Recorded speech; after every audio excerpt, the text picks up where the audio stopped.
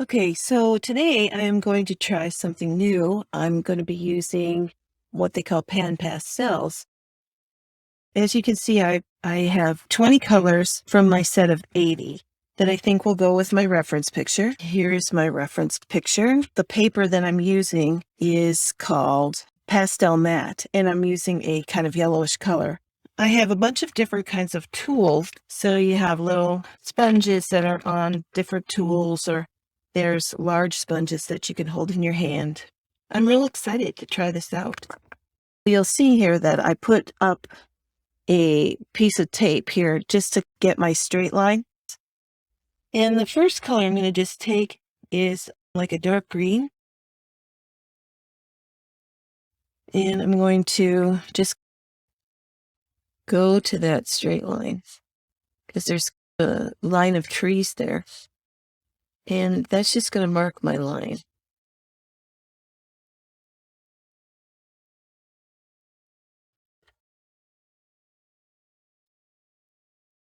Now I can take this off of here. It's a short-lived situation with that tape. If I need to, I can put it on again later. So you're going to see that straight line.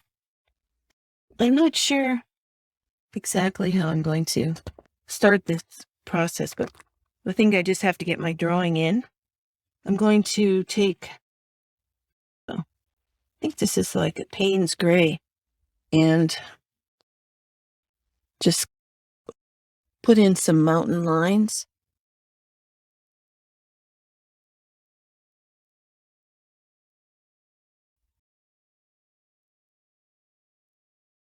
Just to get my lines in here.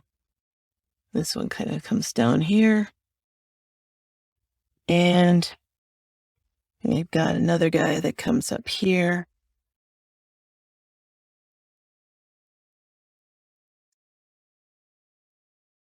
It's a different way of just doing an initial drawing. Like that. Okay.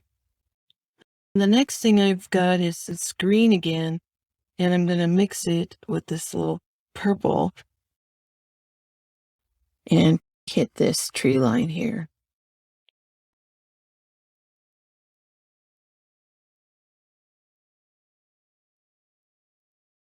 So what's neat about the pan pastel is you can use more than one color at a time and get a mixed color. Now, some people will actually mix these colors off of the paper.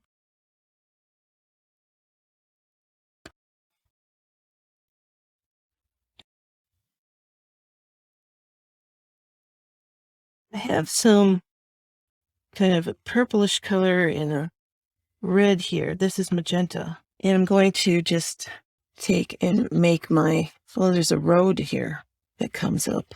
It's a nice little road.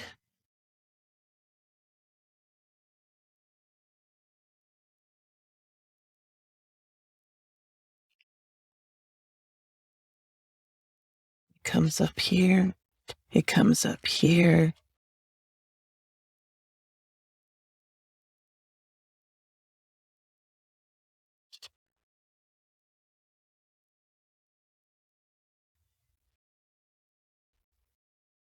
A greenish color under this trees. Now, another really fun thing about the pan pastel is they're very versatile with other mediums, and that would include colored pencil. And what makes that unique is that a lot of the mediums that I've been using, there's nothing like a colored pencil that will get a lot of detail. It goes really well with this pan pastel. If you don't put too much down, then I think that the colored pencil works better. I've seen somebody do a kind of an example of that, and so I think that's about right.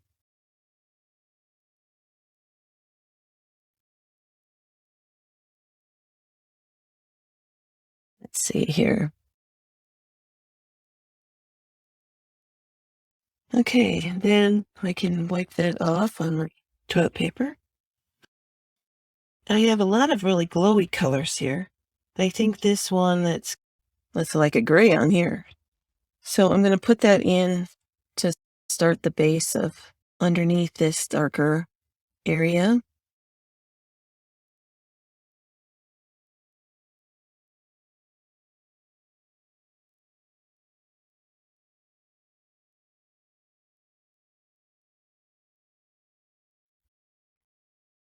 And there could be some up in here.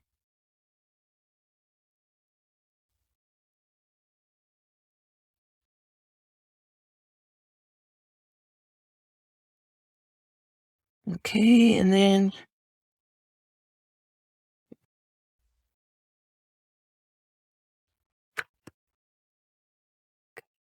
I think that this is, first of all, I love this magenta. I'm just going to try to bring that in.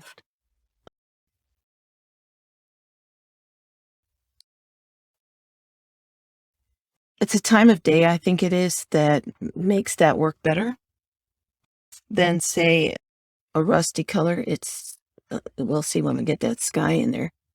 But this is like a base color to a lot of the grasses and such.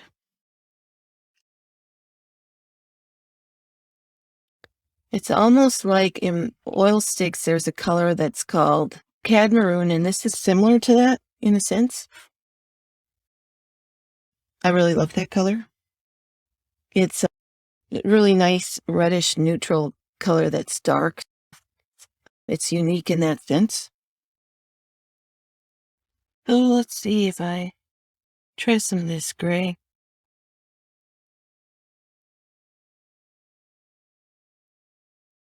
And it still has some of the magenta on it.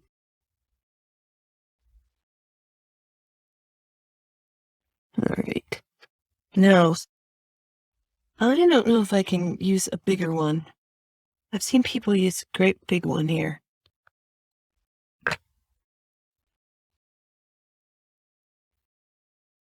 This is actually for the sky.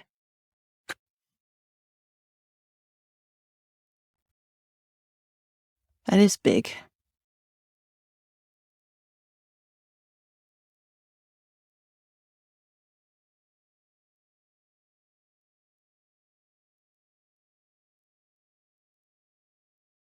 I'm going to work that into where the sky and the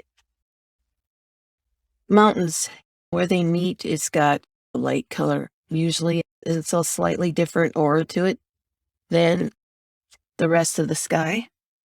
And I'm going to go ahead and bring some of that down into here too, because it's going to needs a little continuity.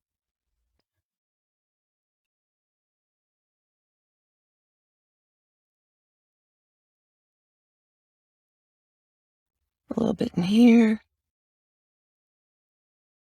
Now, what's neat about these pan pastels is that they can be very transparent, which is different than a stick. So you can use these, and you can use pastel sticks like the soft pastels. You can use colored pencil. You can use pastel pencil over top, and that works out pretty neat.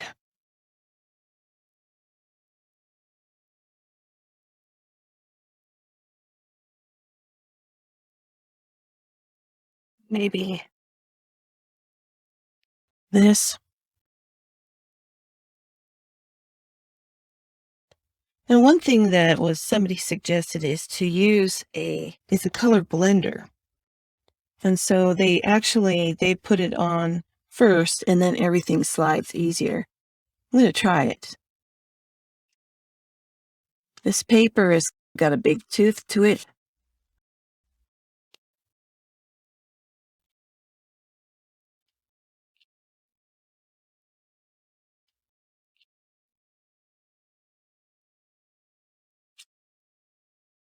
It doesn't add a white to any of the paper or any of the color, anything like that. If you were trying to mix some colors and make them lighter, the color itself would be affected by a white, but it won't be affected so much by the blender.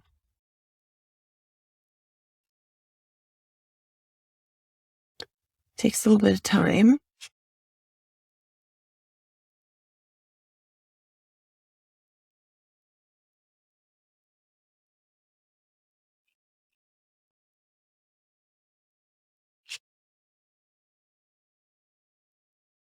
Okay, now let's go back and see what happens. If we put some of this blue on there. Okay. I think that does help a little bit.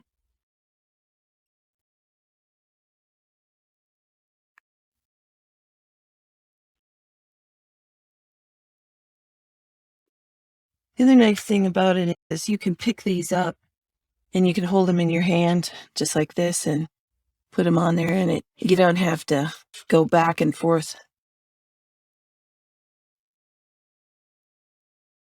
Like, to me, whenever I have a palette that's not in my hand, it seems like I have to go and take my eye off of what I'm painting quite a little bit, and it's a little distracting for me. It might not be for you, but it is for me.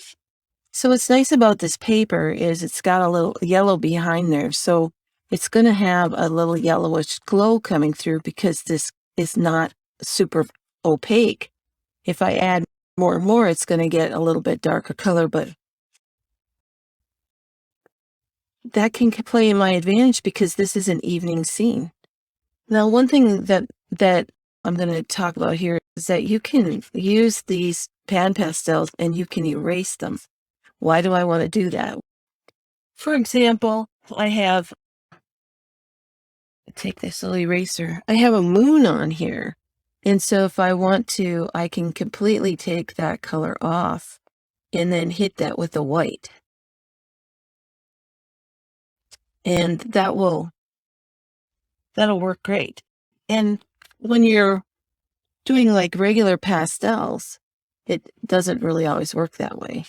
In fact, when I do regular pastels, I'll put the white in there first just to mark the spot, but also to save the spot.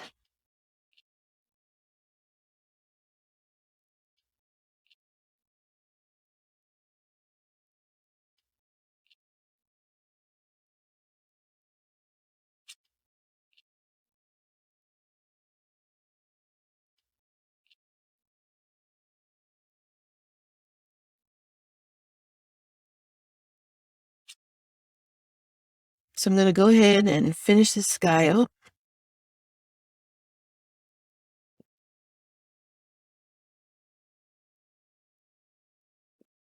Now, because it is transparent, I can utilize the back and forth of my strokes pretty well to get some variety, also get some texture in that background. Now, when you look at these skies,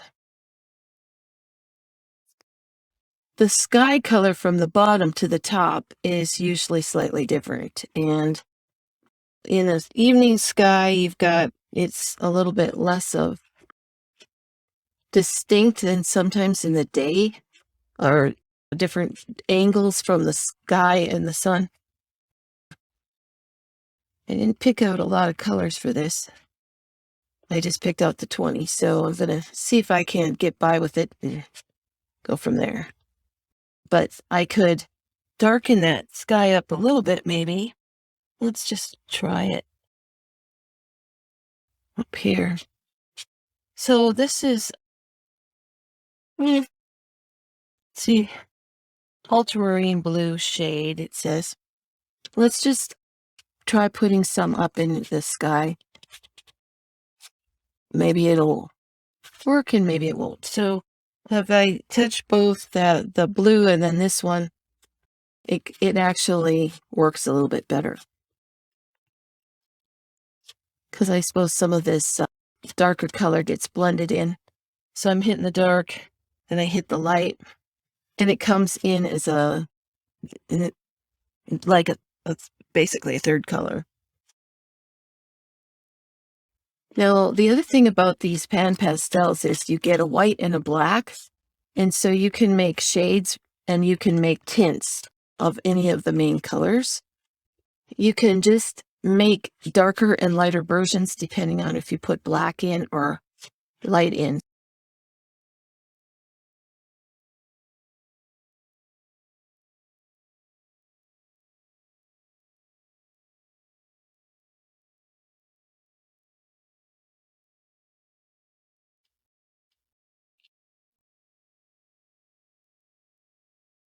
Let's see here. What would happen if I took this green in here and put it down here? It would work pretty good. Probably could have used the lighter green and it would have probably worked better. So what I'm going to do is I'm going to grab one. Let me just grab that lighter green. So this is a yellowish color actually. So if I mix it, if I hold them together, maybe I can do it like this and mix this green with this blue for down here. Oh, that's real yellow. This green.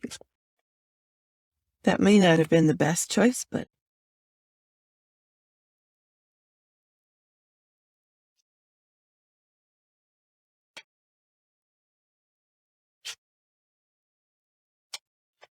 well, let's see here. Now I can add more blue on top of it, and so it tones that down just a little bit.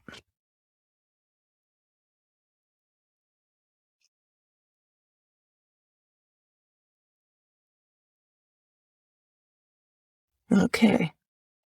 Now I can move to the clouds a little bit. Maybe I could put some of this greeny color down in here while I've got it in my hand. Seems like when I was starting out with pastel and when I went to oil sticks, if I have something in my hand, then I have a tendency of trying to add that color in different places throughout the composition so that it has more life to it because your eye can follow color by color. So everything has every color. So that's my little trademark thing.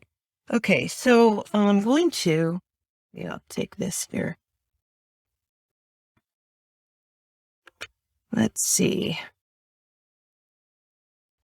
I'm going to take a thinner one that's like this, and I'm going to see if I can't bring in some of these clouds.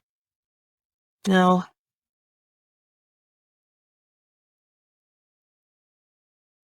I'm going to take this Payne's gray, I think it's Payne's gray. Yep, and this ultramarine blue. And I'm going to, maybe I won't do it that way. Maybe I'll take my other blue that I have. And so I have Payne's gray and this other blue. And I'm going to put these clouds in here. Okay, I think that's not stiff enough, so I'm going to try this other angle.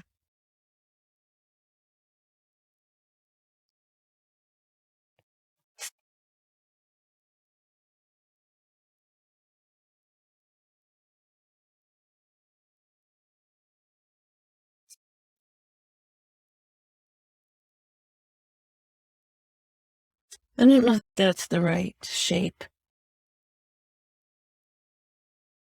Let's see. I have a really soft one here.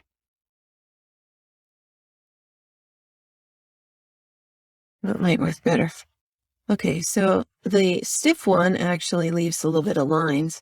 I'm trying to get some horizontal color in there for these clouds. It's probably put this other blue in there with it. So it's really three colors. That looks a little bit happier.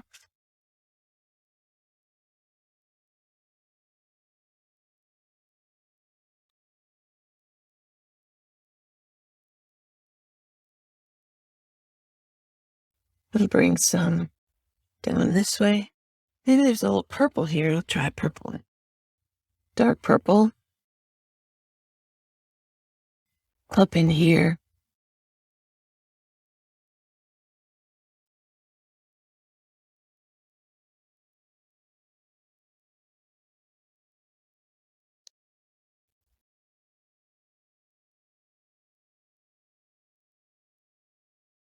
Okay.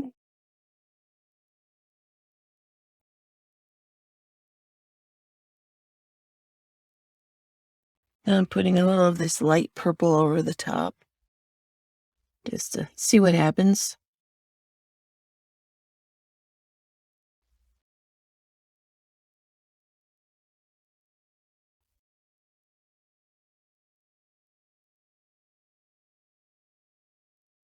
I think these tools make a big difference and you have to figure out how to use them.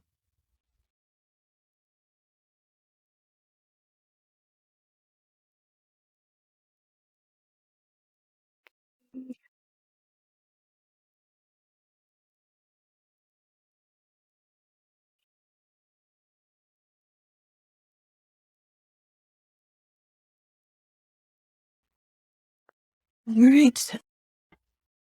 And some stuff is going on up there.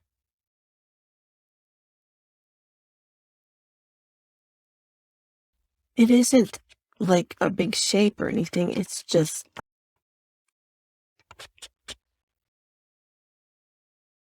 how do you say that? Let's go with that. It's just a hazy clouds up here. It's not like real specific, but it's there. And so it will make a difference as if you are going to put it in there or not. You should probably do that. Now, I'm going to stick some of this down in here. This is that Payne's gray, and put it in the dark spots.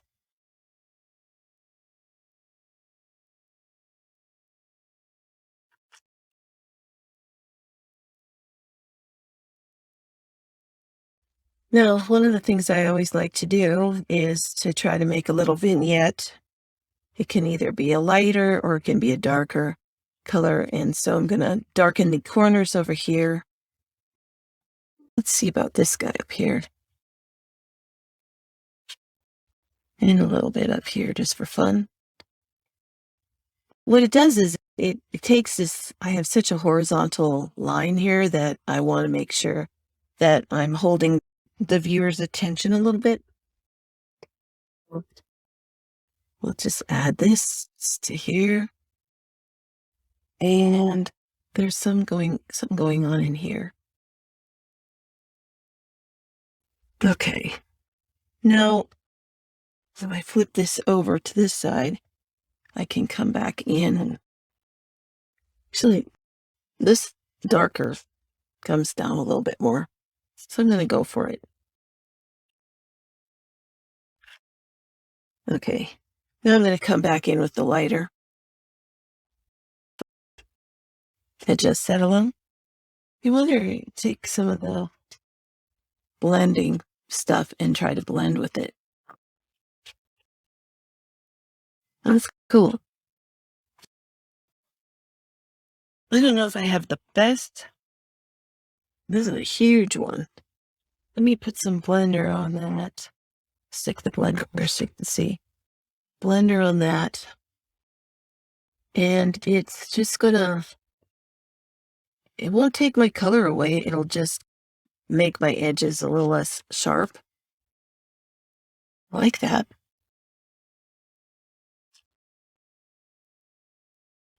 Okay. Throw back some of this blue. And you don't have to get rid of it. Doesn't have to be ultra smooth because otherwise that gets boring. And then, oh my gosh, we have pinks. We have our pinks here. What I want to do next is I want to come in and let me start with my purple, light purple here. And above these clouds comes a bunch of glow colors. And part of that starts out with a little bit of purple. It's a good continuity color because it's going to be in the clouds and probably also in the land. And it sets up a nice place for the glowier colors to sit upon. And up we go up here a little bit. And above here is a little bit. And what it does is it's going into this dark color just fine. I am leaving a little bit of dark underneath that color where I can, and that'll form the like shadows of the clouds just by putting that over the top. And a little bit in here. Now, so I think you can decide for yourself if you're going to follow the picture perfectly accurately. I tried to do a fairly decent job, but I'm not too bent out of shape if it gets a little bit different. But I want it to be the same because that's why I picked the picture in the first place.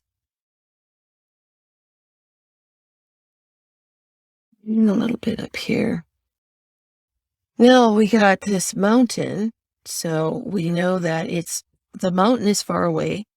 So when we add our glow colors, what you need to remember is there should be some blue into that because it is far away and it's nice and light. So when you're going farther away, a lot of times there's the values are a little bit lighter maybe, and there's a little bit of blue, especially if you can see mountains far away. There's a little bit of blue in there. Okay. And that helps with some of that continuity. Now we're going to start building that up. So I think I'm going to take this is an interesting color because it's got a peach to it. So we got some peach going into these mountains in the back. But it isn't the brightest peach. It isn't the most warm peach. So it'll play really well in the land. It'll also help me set this base up for the other lighter, brighters. But get a little bit of shape to these clouds.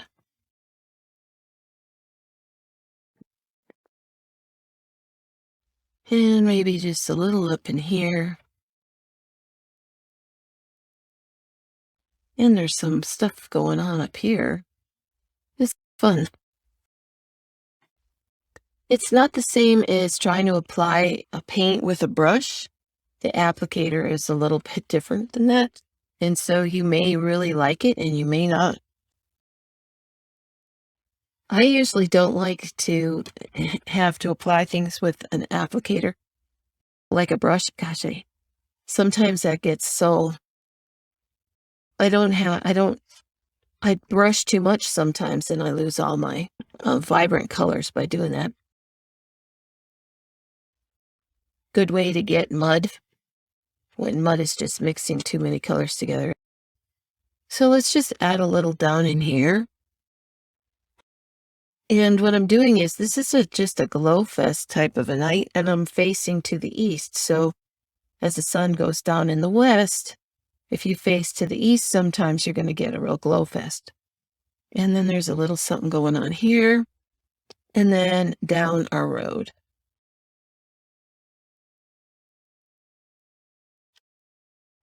And a little bit here, a little bit there. Okay, so that is, I'm going to just take that. This is a little duller color, and I'm going to hit this land. Because the duller color is going to be farther away. It takes my kind of peachy color I just put on there and it dulls it down.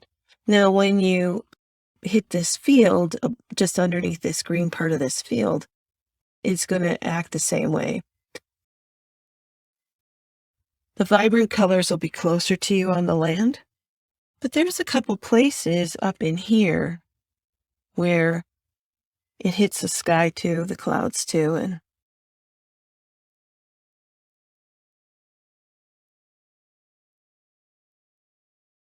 let's see.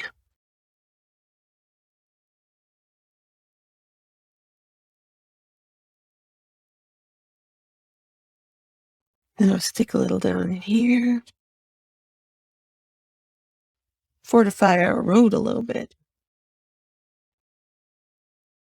And see, when it's down in here, it tends to act as a brighter color. You know, the same color next to other colors is going to look completely different. It's a good way to do that. Now let's hit some pink, the darker pink. Up in here. Isn't that pretty? So you're going to not cover all the other colors up. You're just going to try to figure out where does that pink come as pertains to that cloud. So it's funny because the sun might be going up at it from below instead of above because of the time of day. So if you could try to figure out where your light's coming from, that will work better. And then which color is the shadow color, because they're all glowy. A lot of times, if you get confused, just look at the picture really carefully and try to paint what you're seeing.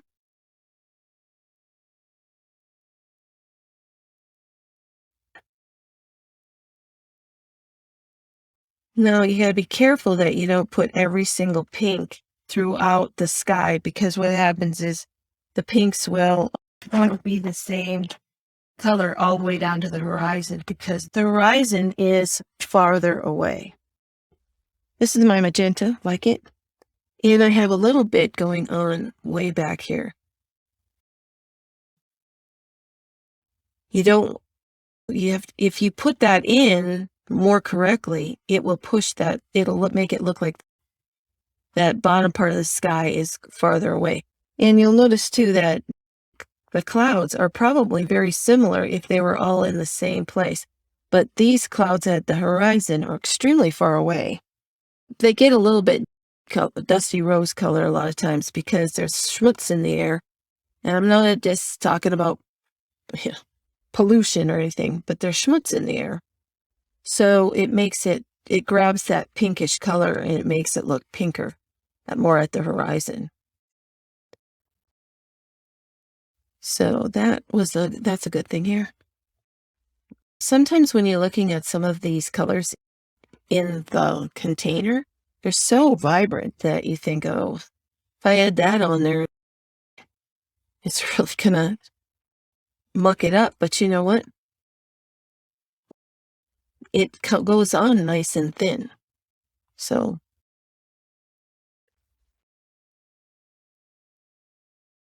now some people will say to put these colors on light first and then darker. If you have a pastel sticks in your hand, you're probably going to do that the other way around, darker and then lighter.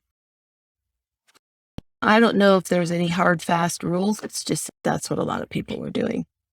That I was watching the video. I watched a lot of videotapes.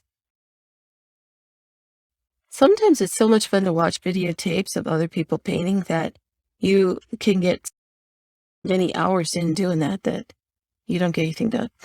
And that's just a personal thing. So I'm going to put some of this down in here too. And it is a little bit too bright maybe, but at least the color's in there.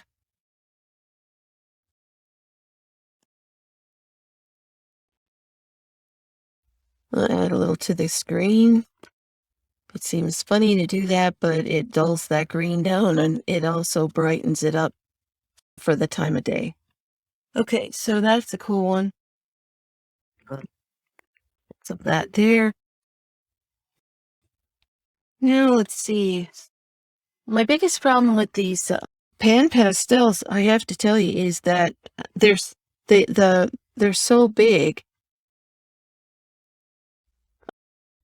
The container's big in a sense. So I have here, this is a turquoise tint. And on a videotaping, I don't have as much space as I would like. Maybe I could figure that out. But to have them all available at the same time, I was trying to make it more videotapeable, but this turquoise tint is really nice. So what you can do here is what I'm doing here anyway, is I'm going back over and trying to make the sky part nice and clean color and everything. So I'm building on my base of colors. And it is really fun. So some of them I maybe do slightly cross hatch or just push it down from top to bottom. Sometimes you can go across. But if you leave a little bit chunky colors in there, I think it's easier for the eye to move through the painting a little bit, and it's a little more interesting. So let's see what I've got here. Now I've lost a lot of the darker parts of these clouds, which I think is a problem. So I'm going to try to rectify that. Put in a little bit of this darker gray. Define the bottoms of these clouds.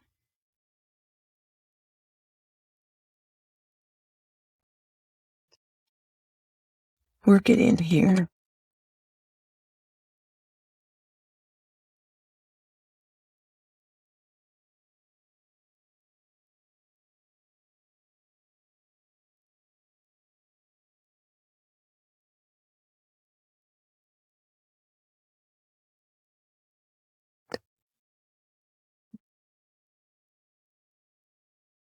So see what I'm ending up doing here is ending up using a lot of the colors that I didn't pick. Let's try this darker purple in here.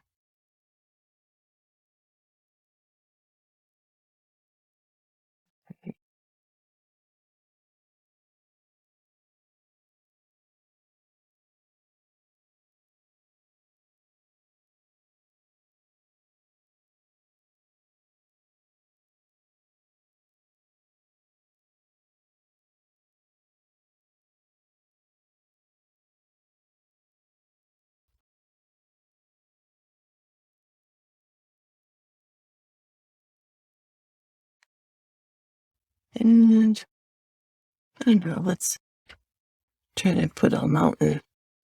See, this tool is too big probably to get any detail on that mountain there.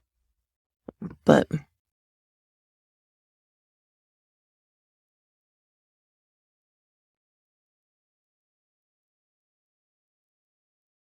it's not the darkest purple, it's the next darkest. So it's one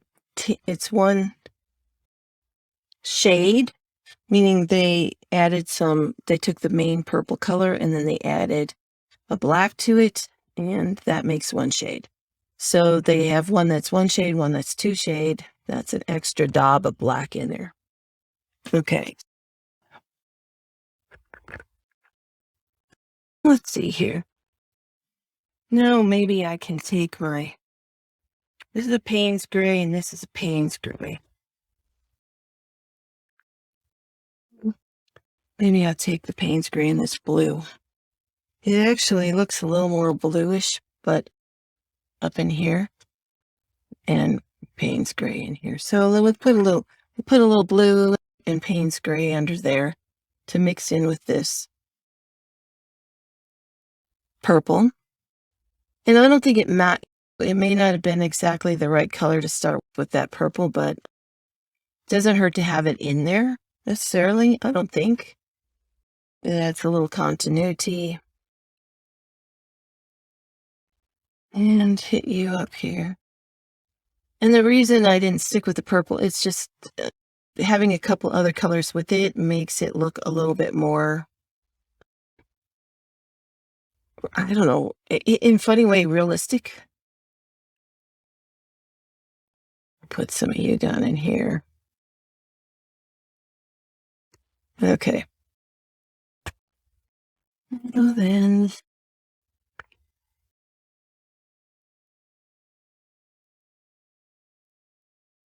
maybe I will take, let's try a different shape maybe, huh?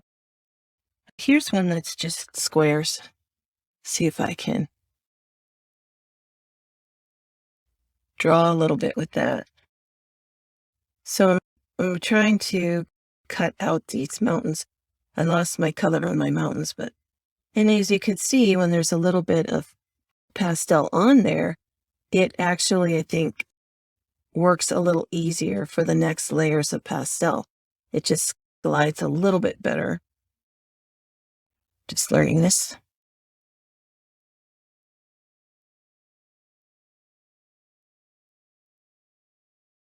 Okay, now let's just try popping this in here. Get some sky holes.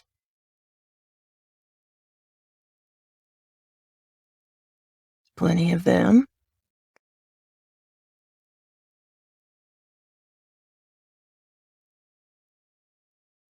Up in these clouds here.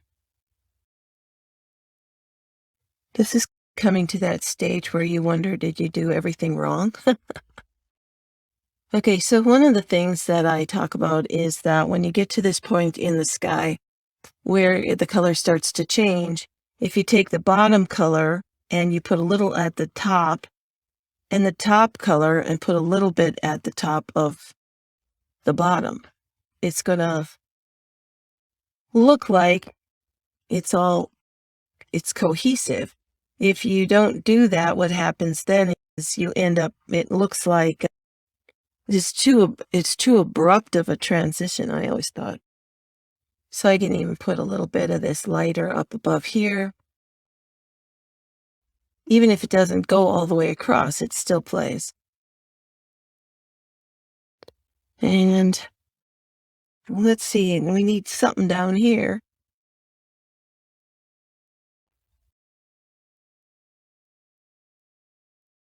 Okay. Now I'll take my other blue that I started with and add that in. And it is definitely a different color blue than this greenish blue.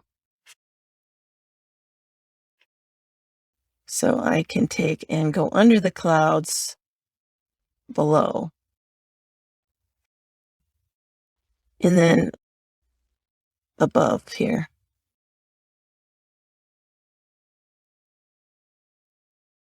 If I pay attention to where I'm drawing. And then some above these clouds.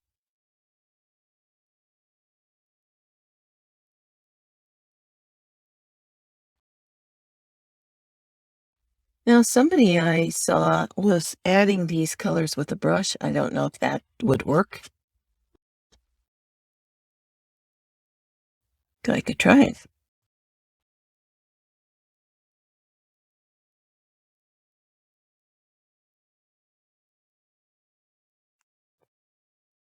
So I'm going to remove some of this purpley. Okay. Work it in.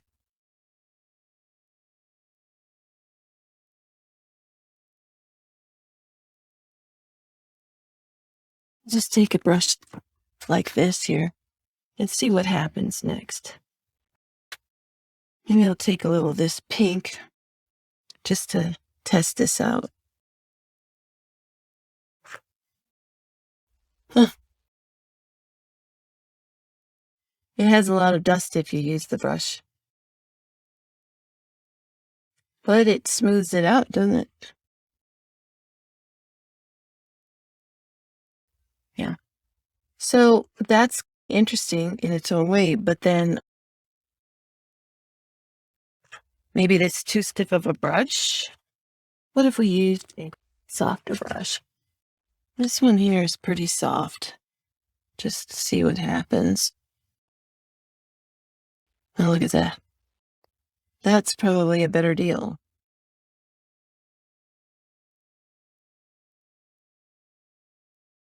Now, that's not the smallest brush you ever saw.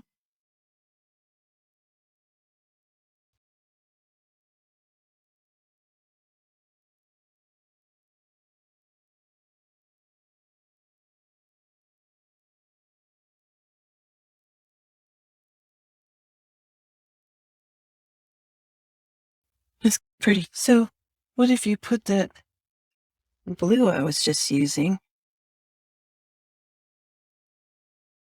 Oh, look at that.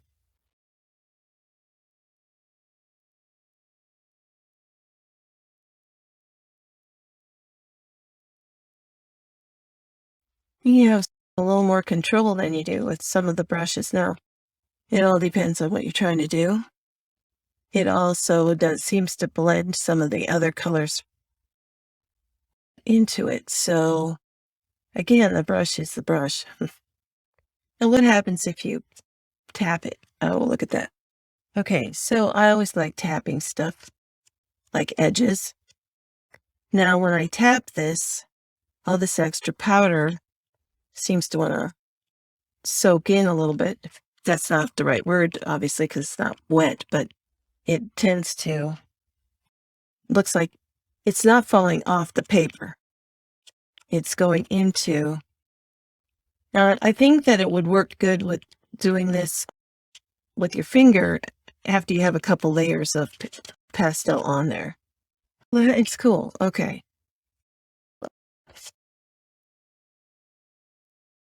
Yeah. So one of the things I've always done is always try to put the colors on first and then tap it in. So I'm going to stick with that. I'm just going to go back to putting colors on here. And then I'm going to, because what happens if you keep putting a color on and then you tap it in and then you put another color on and you tap it in, the whole thing ends up being too, I don't know, too mixed. And then it gets dirty.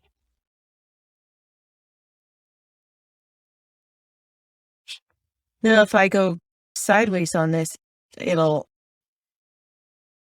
I don't know, pull some of the other older layers off a little bit. So it'll dig into those. That's cool.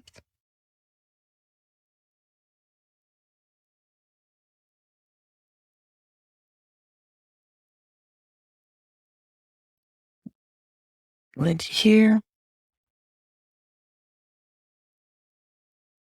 Now, this PanPastel, like I said, you can do a lot of things with it. For example, you can erase it, but you can also use fixatives like you would on any other pastel. I always use Lasso. I'm not saying it right, maybe, but it's a French name. Anyway, that stuff works the best for me as far as any dry mediums because it doesn't seem to leave any marks. Like a lot of the fixatives end up leaving, what you call it, little dots, which we don't like.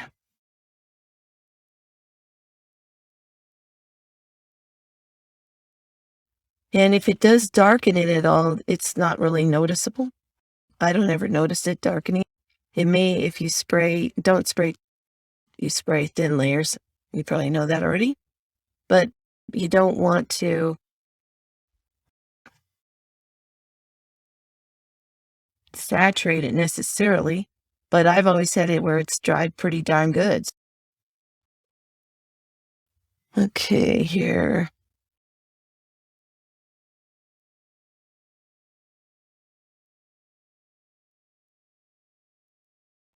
All right. Now what do we do? I'm going to put these down. It's got a lot of dust because of the brush.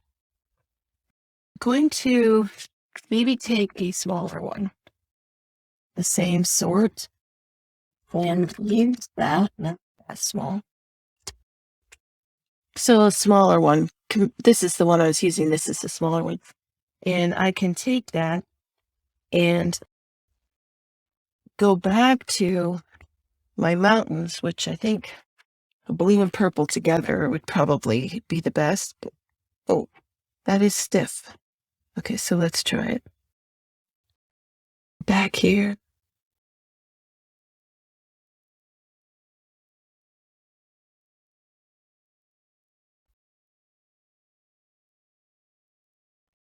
Now this is a very soft look to it where the line is. So I don't know if this would be a good, when I push the colors all in, I'm going to take a look and see what I think of this thing. And then if it needs to have if it needs to have a little bit of colored pencil or something on there, I have colored pencils, a lot of them, so I can really put some details in there. But then again, you never know if it looks nice and soft and you like it that way. I always have to wait and see how it looks to decide those kind of things. Unless you're trying to do a specific project. Okay, so let's hit this with a little more blue here and bring some of the blue in. There's some parts of these mountains that have more foliage back there, and so it isn't. And then other parts, it's like fields of wheat or whatever, and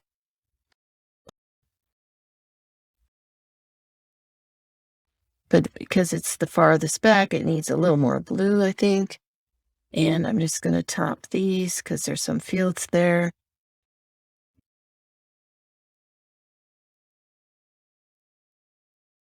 Okay, now I want to put in a little something here and a little something here and go like that.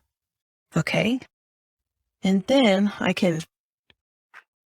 don't suppose you're supposed to do that, but blow it. But, okay. So I think I'm going to now take maybe this little light color here and see what happens if I try to add a field or something in there.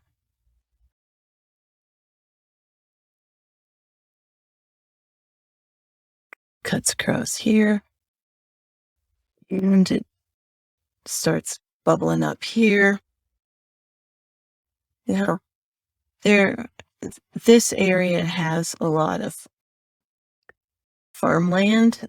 Some of it is wheat. On the flatlands, it's sometimes potatoes.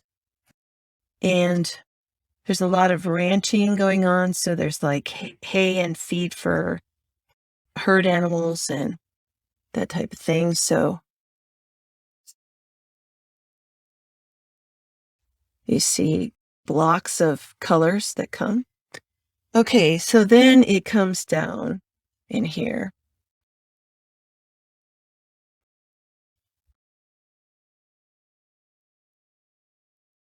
There's a lot of like really crazy stripes.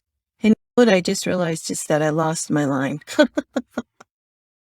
It happens all the time.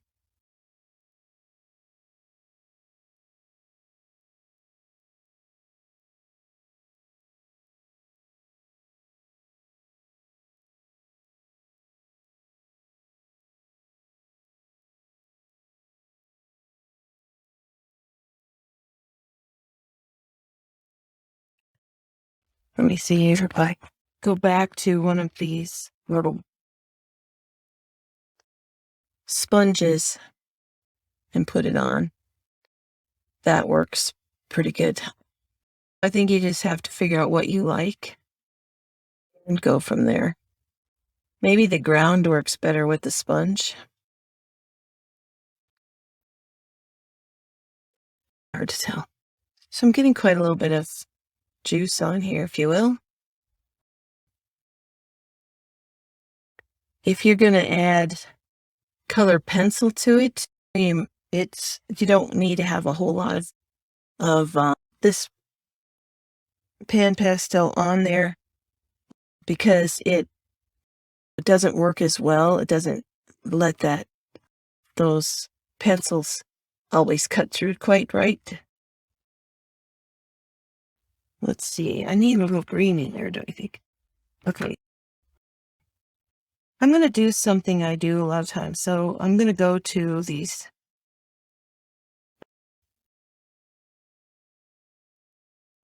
going to go to these trees up here. And I'm using like 5 colors in there. So I have a dark blue, I have a purple, green, Payne's gray, and that magenta color, the dark magenta.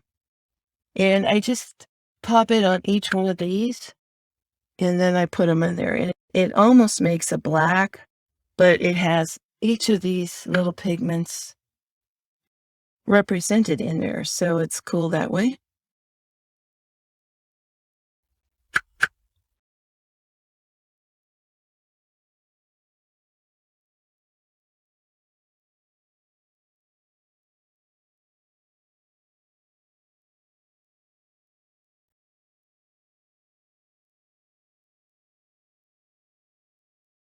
And what that does to me in my mind is it makes a middle ground.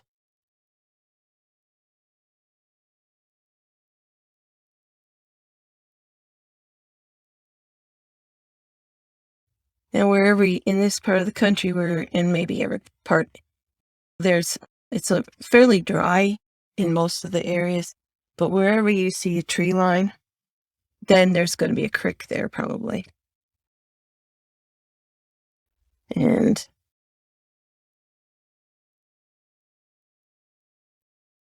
now I'm going to focus a little more the green, and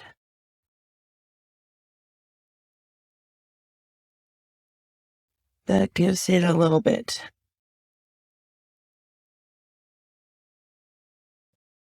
more. I think it's in the summertime, so the green, even though it's shady, the green is still prevalent. And then there's a little bit of a, let's see, that's not the right one. So I'm going to go with this little bit of a brighter, not the brightest, but the brighter, and it'll play as bright anyway. It's so, I don't know, why, but these grasses don't all, some of them are weeds, and then they can be any color, but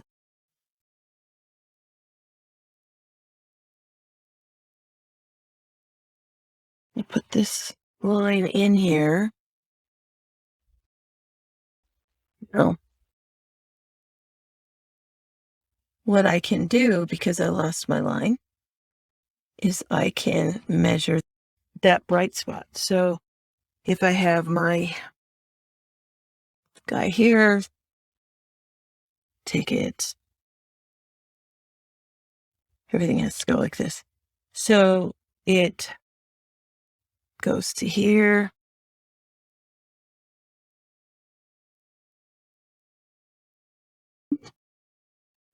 So it drops over here. Let's get that right.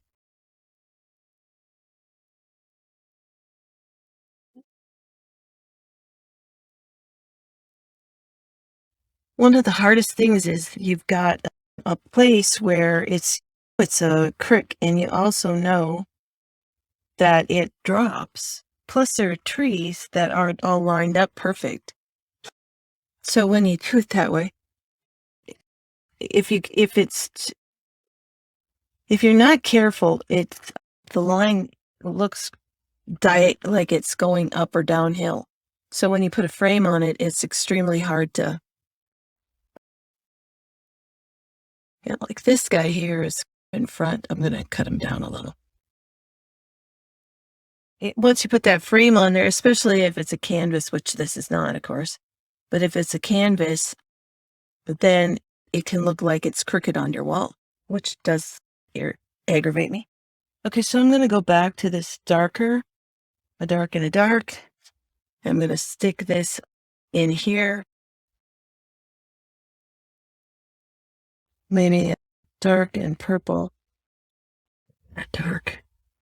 And I'm going to kind of blotch that up.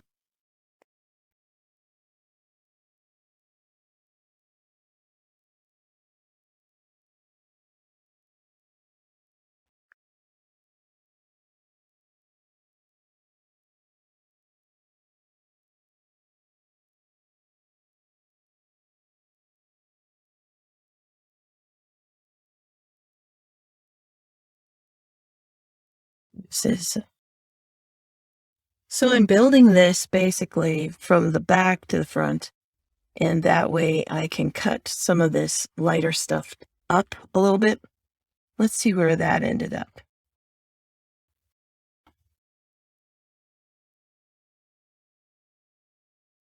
Got a little variety there.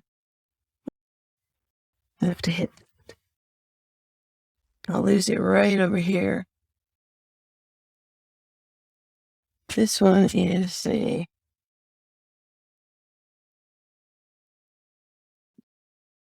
derelid yellow one.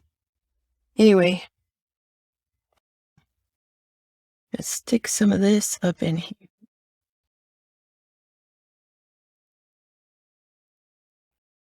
See, what happens is some of this that you're looking at is a field across the road. And there is a pretty straight line because on this side of the road might be this little foliage here that in a straight line. Now, as you come forward, the yellows become yellower. And here's how it goes. In the foreground, all the colors tend to be brighter. And as you go back towards the horizon, as you go back, the yellow colors dissipate first. So even though you see a yellow in the background, it'll look a little bit like it's got a little red in it. The yellows dissipate first, and then the reds, and then the blues. So, okay, so that's why the mountains look blue. But if you have a bright yellow, if you add a little bit of red to it, see this is a little more red than this, it pushes that mountain back. Now, the other good thing I would say is that you could put one color in wherever you're at, but if you have multiple colors and you can see them like side by side, like this yellow and then this one, which is awfully pretty. It's a orange tint. And you could put a little bit of that in the back. And that brings that continuity of the land from the foreground to the back. You don't need a lot, just a little bit to hold that continuity together. And by the way, you could add a little bit into these clouds. That's a dull color compared to what it looks like on the ground. But I guess we probably did use that before. I'm a firm believer in continuity though. Okay, so then there's a little bit here on this road. Might as well put it in. And let's see, down in here. So let's try this little green. That's too bluish. How about this one?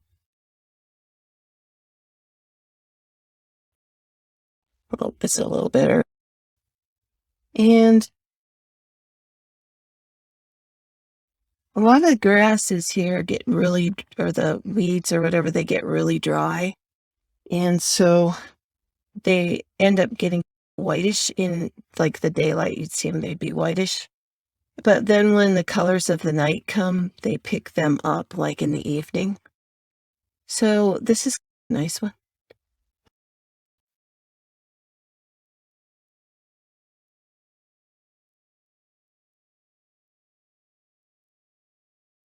Here and across.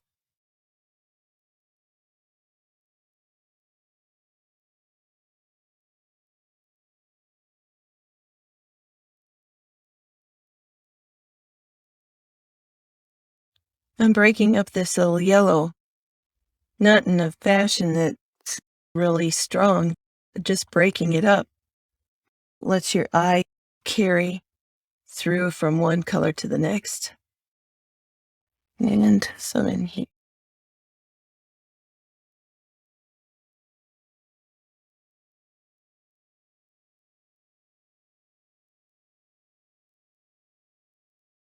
Okay. And then I have, I think I'm going to come in with this nice kind of medium bright green. It's called bright yellow green shade. And I'm going to start in this corner.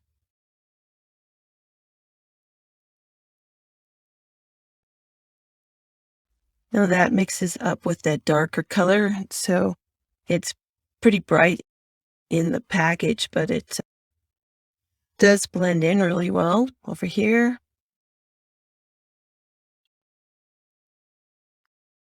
There's some, let's see, there's some dark green right in here.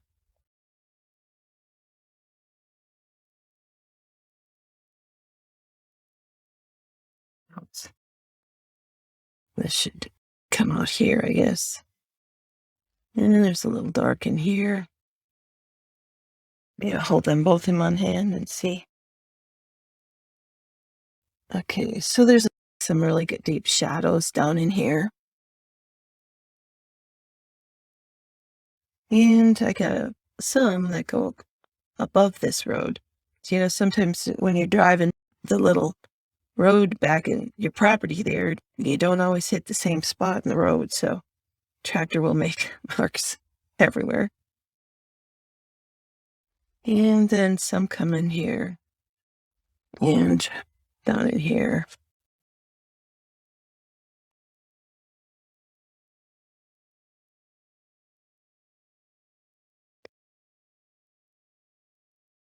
Then there's little blips of weeds in here.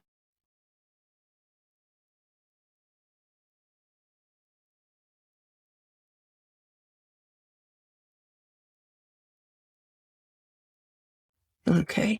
And another color that really goes good like that too is like this magenta, which has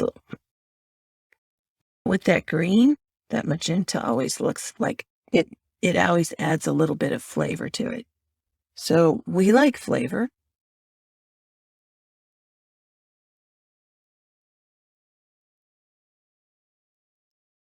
And over here. Now you could put a little bit of this magenta up into these trees just to add that continuity, maybe a little into this darker, which somehow this yellow got crazy. There seems to be some more in this corner and on this road than I've been showing here, so I'm going to make sure I put it in. I love that color. It's the dark magenta. It's got the two shades, so it's got double black in it. And let's say that you get the set that doesn't have all of the full set. But if you have the main colors, you can basically make that same color by adding the regular magenta with a black. So there's lots of ways to do things. Okay, and then I'm going to try to go with this bright and just see what happens here. Maybe I'll try one of these. It's a little baby. See what happens. So that makes it like a smaller mark, like a rounder mark. So that's cool. Yeah, make sure you dip it in there a couple times to get it strong enough so it goes over.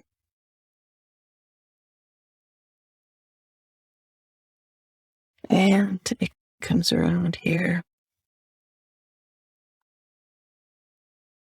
So if I go round and round, it puts a little extra on there.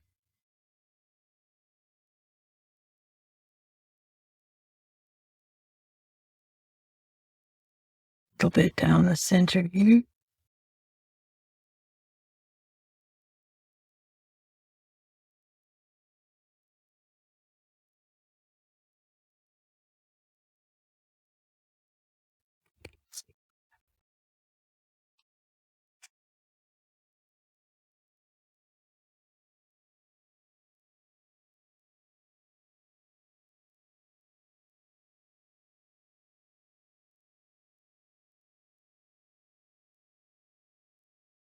Okay, so I can make a little bit of a hint of this line. Doesn't have to be all the way across. Yeah. Okay, so now what I'm going to do is try tapping this in. I'm going to grab a piece of tissue and I'm going to look at my picture and see if I can't get some of these edges a little bit closer.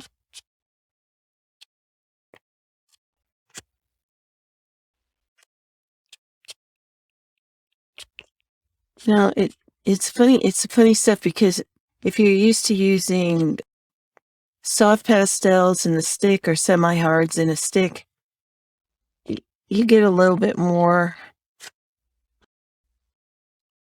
pigment in there, or juice, I'll just say, so that it blends a little easier with your finger. But this doesn't blend a real lot with the finger.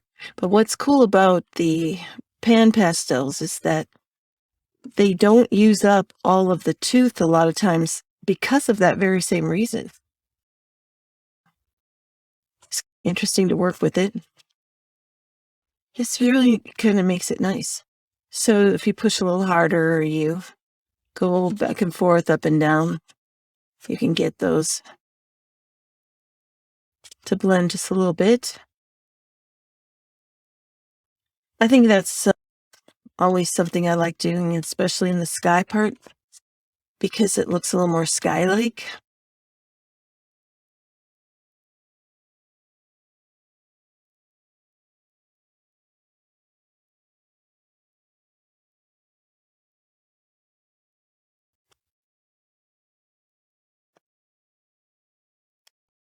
So I go back and forth a little bit, then I wipe my finger off, or like I go just take this and just wipe it off so I don't transfer too much color to the next area.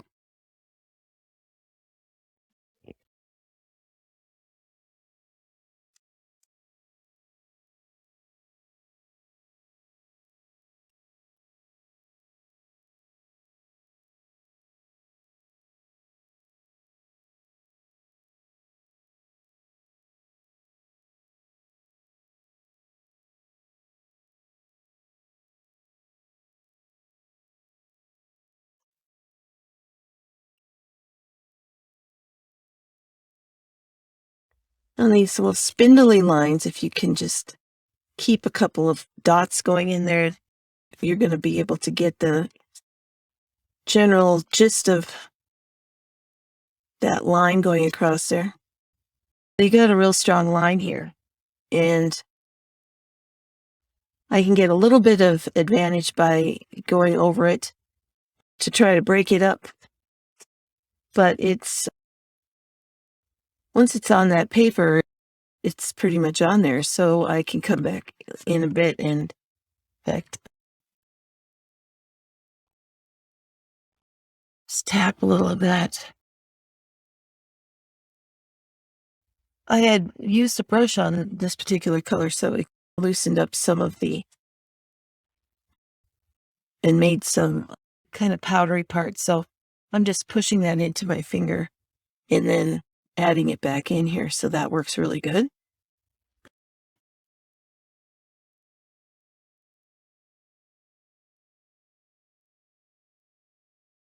That works real good, actually. So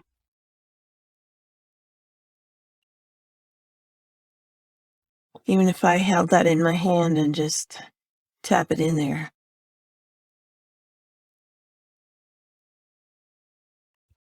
that works good.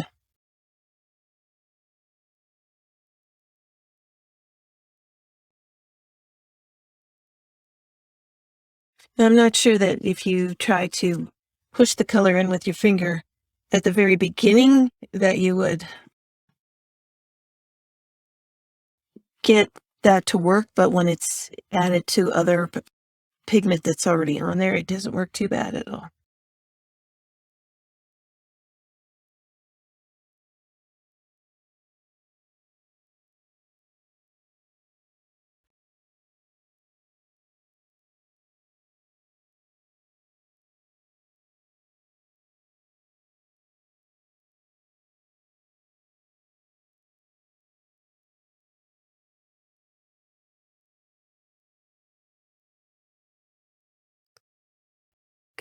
You know, in this little spot somewhere up here is a moon. So maybe I take my little eraser and find my spot for that moon. I'm going to just try erasing that. Maybe make it a little bit bigger. Okay, and then what I can do is I can take this little brush and put it in white and dab that in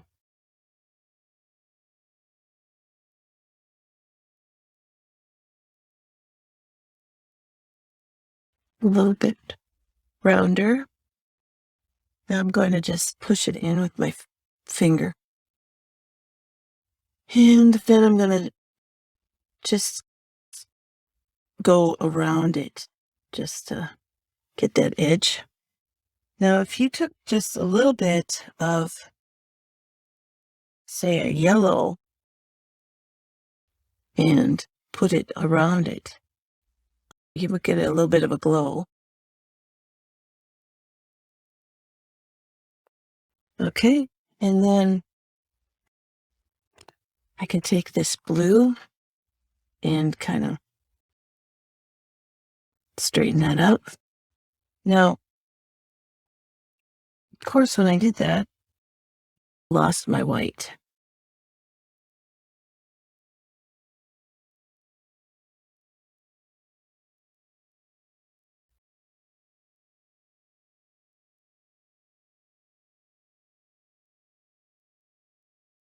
Let's take the brush around.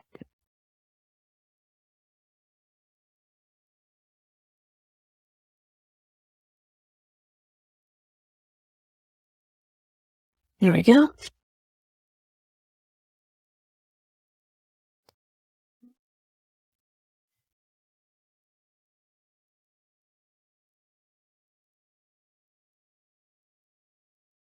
I'm trying to get a little bit of this concentrated blue under this cloud.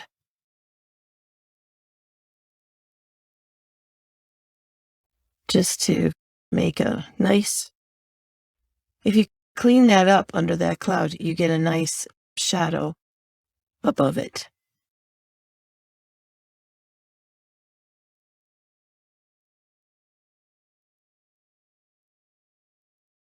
Okay.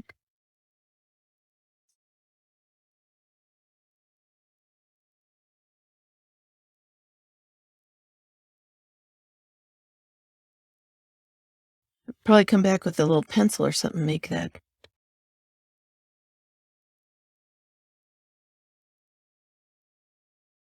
that moon a little tighter.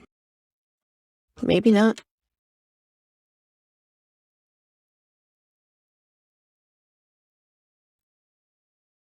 I'm going to make shrink this guy up with this blue.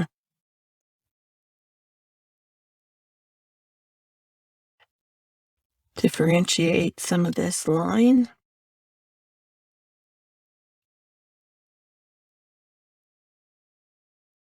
Okay, and then I'm going to dig into this mass down here. I have an 8 by 10 here. The tool is kind of making bigger marks than I need.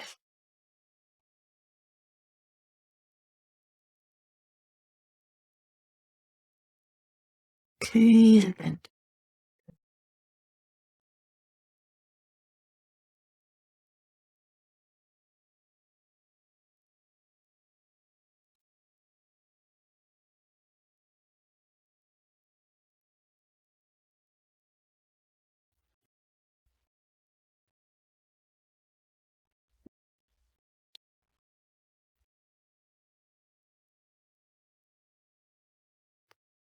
so I'm mixing a little of the blue with this light purple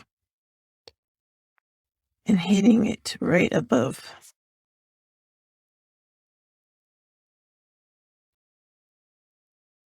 Right above the mountain line.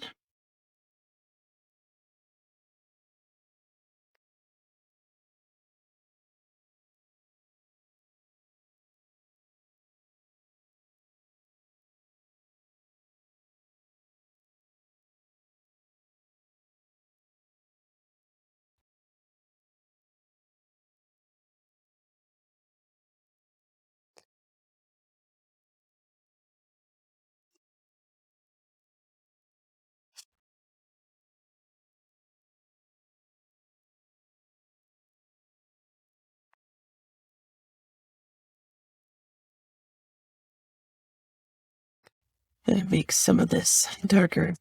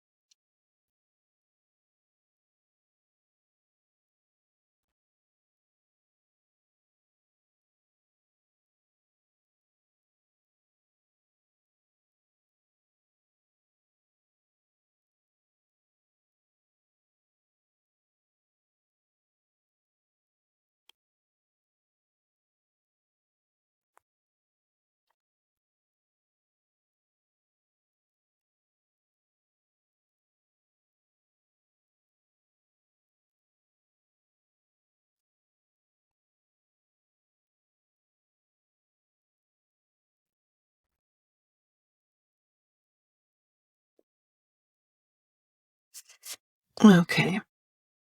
Now,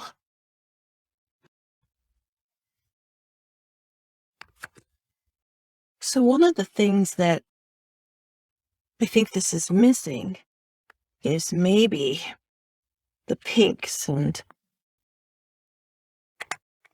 all right, so we're going to try doing this. I got the magenta and then the magenta tint. And I'm going to just try adding a little bit of kind of like a rouge to it.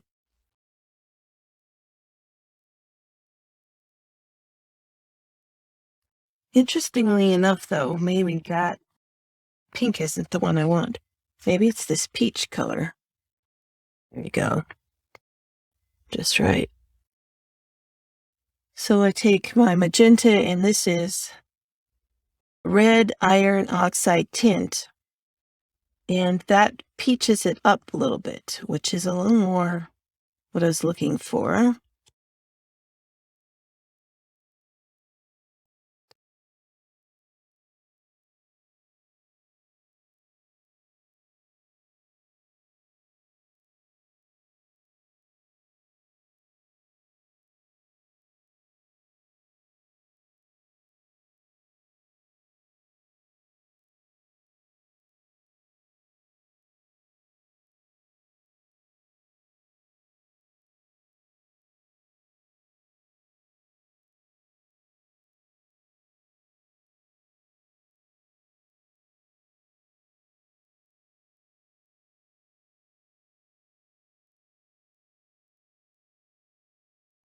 This red iron oxide tint is really seems to have a nice glow to it. But you put the little bit of red behind there and it glows it off to the pink.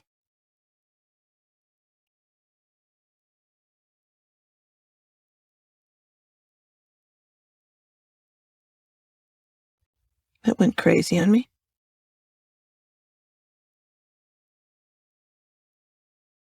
Let's try our brush for the fun of it.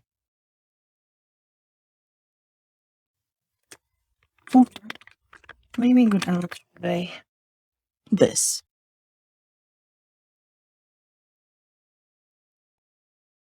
There you go.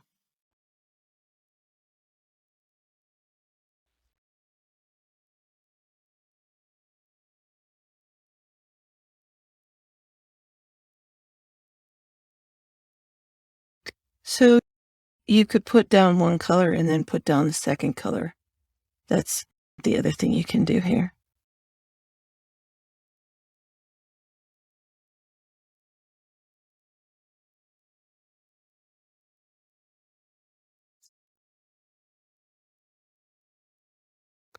Okay.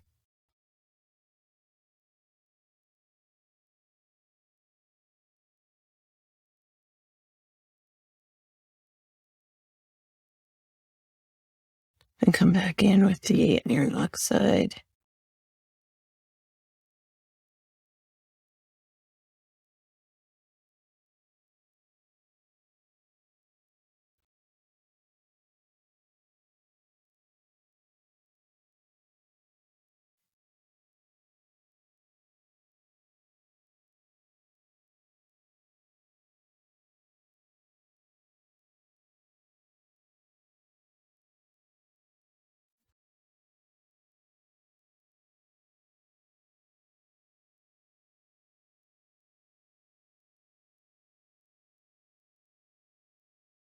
Okay, we're going to stick a little bit up in here.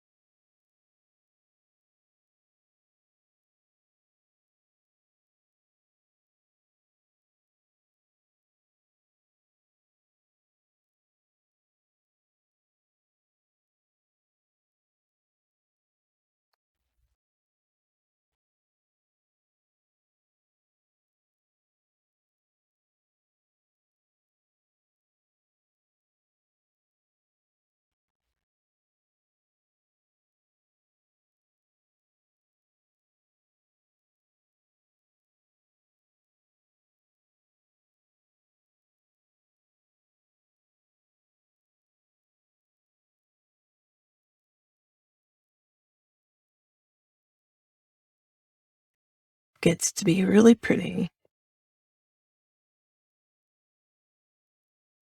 So I think the key to this is to try to figure out how to use these tools, which tools you want to use, and depending on how much pastel's on there, it changes a little bit how the tools react.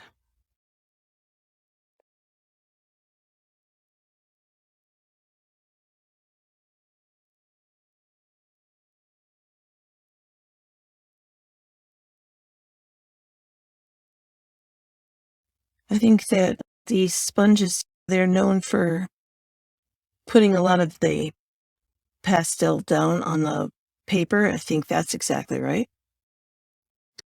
Versus, say, your finger. You can do it any way you want, but just having just tried both of those ways right now, I would say this is a little bit better coverage.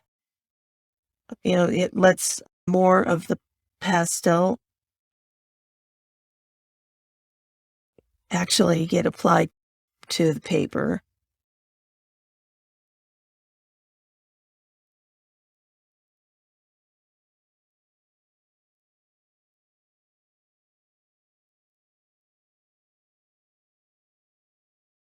It's kind of a nice little drawing tool.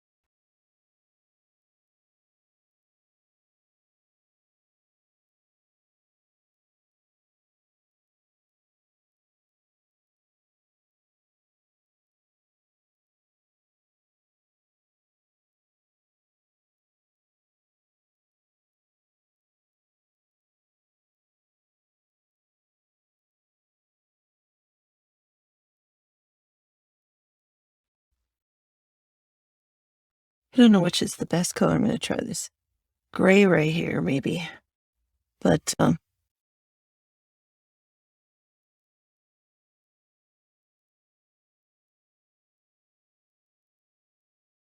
see how that gray came on there really strong.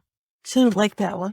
So I have a really light neutral gray tint, and then the next one up, which is a little bit darker. I'm going to see if I can't.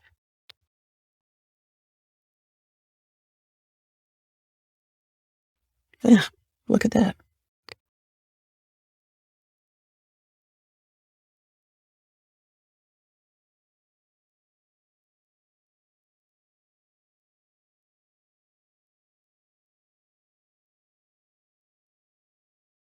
So the little darker one's got a little warmth to it. And so you could put that in there. If you lay that down first, it's a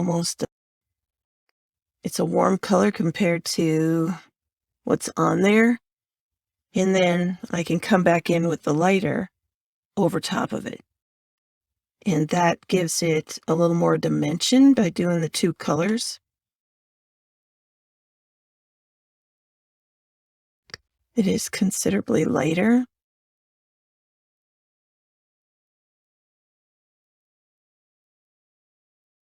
So that makes a nice contrast right there.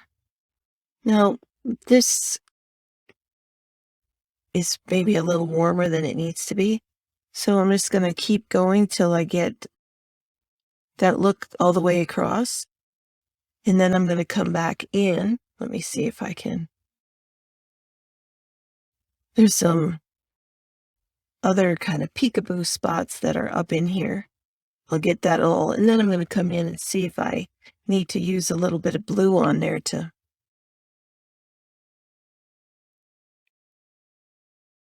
I don't even know if I need to do that.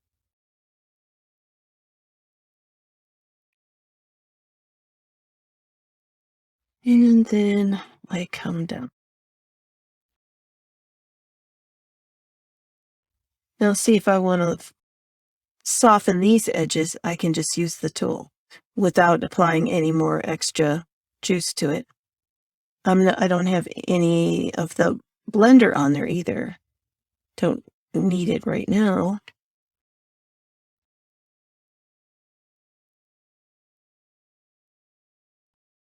Okay, so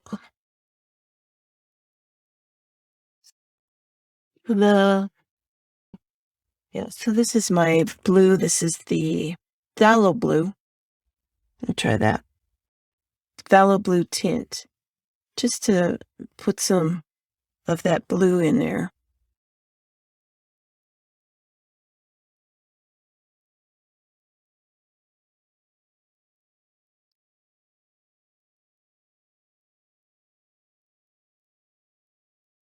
Just to liven it up just a little bit. A tad.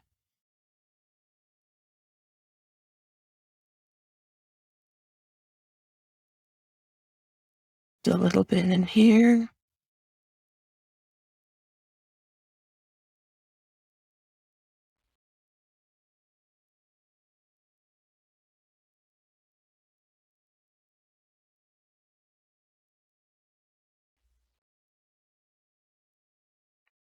Let's see.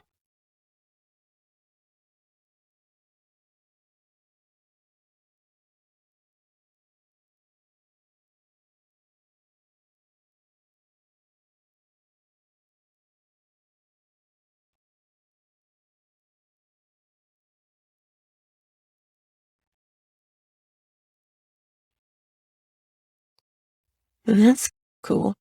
As it's a little bit muddy, and that when you add that clean color to it without getting it overly blended, then you get to see all of that color.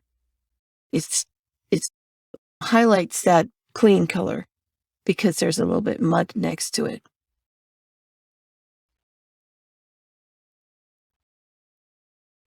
And I can just go around some of these clouds a little bit just to get the edges right just a little bit. Don't need to be a crazy person about it.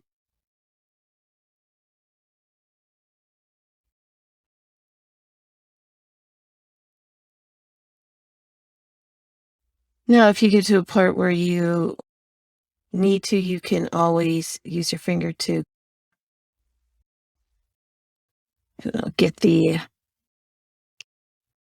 edges a little bit less obvious.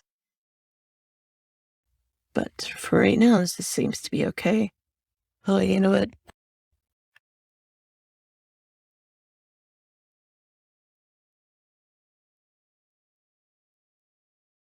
That was better. Okay,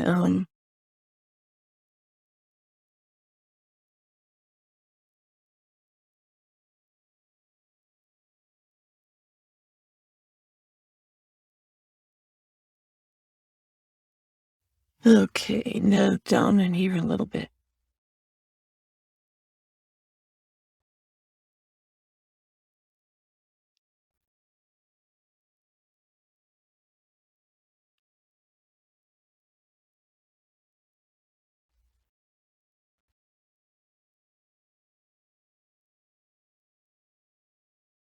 And then kind of come across here.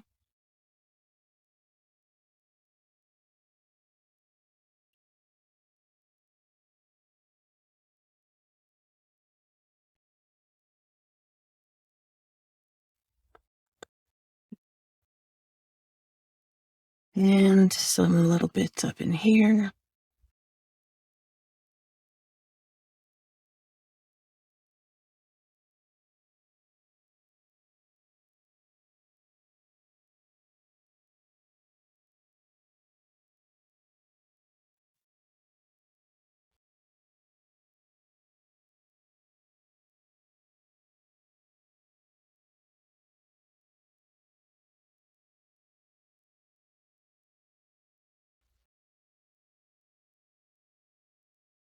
Okay, so then I have a little bit of,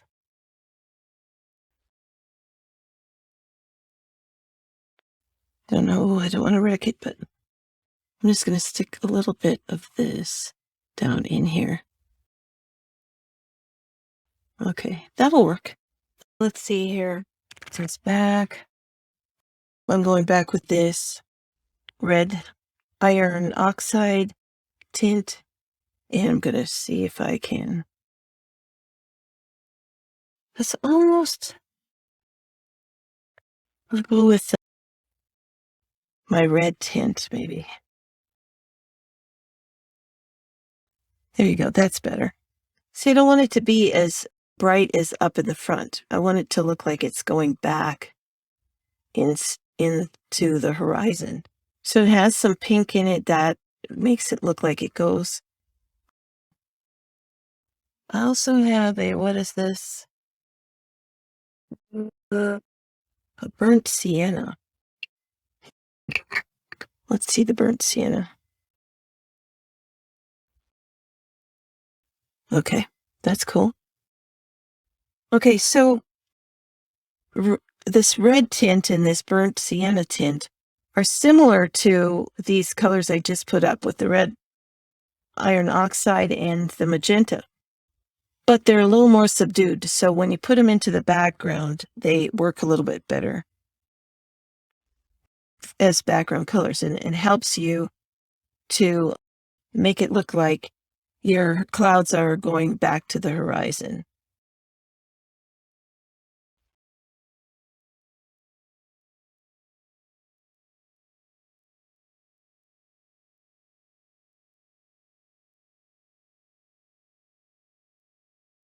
Now, some of this pink, I'm going to just stick some of the magenta. So here I go with my magenta again. I'm going to put a little bit of that on some of this background. It doesn't have to be a lot of pigment. It's the same color and everything, but it's just a little bit less of the pigment. But just to give it that pinky color, put that down on top of these gray clouds, and then I'm going to build the lighter up from it, I think.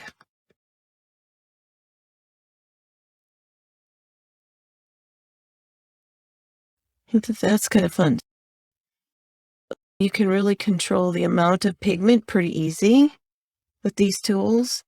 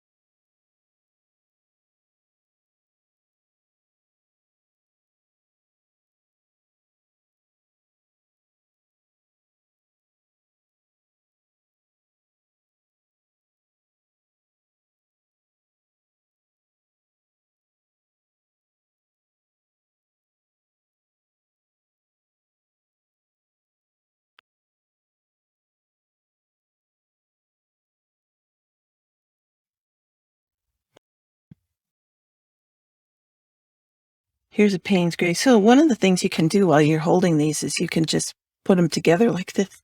And that's a good way to hold them. Let's see if I can get this to be a little bit darker. What about this blue one? All right, so I want to have a little bit of the blue. Let's see if I can not drop these.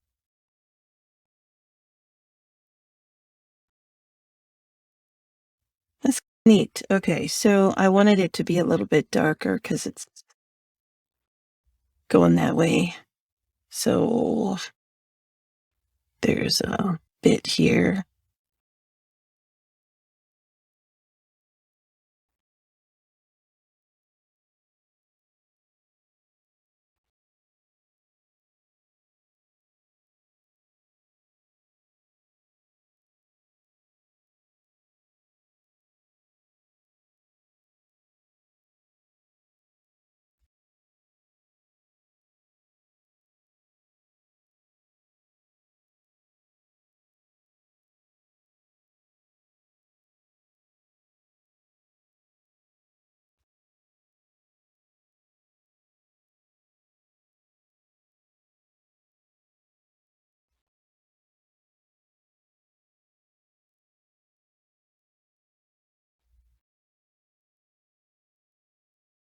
Now if I go back, so I have the magenta sitting on my table here, but I only have so much space.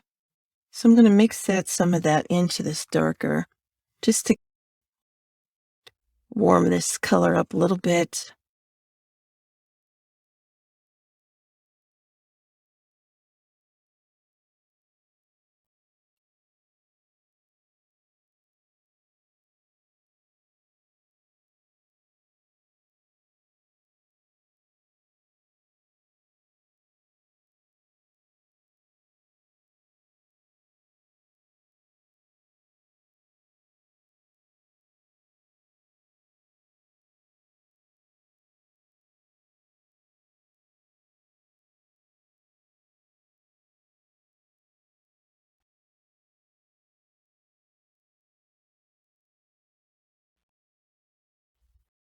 I'm going to maybe I'll just put these.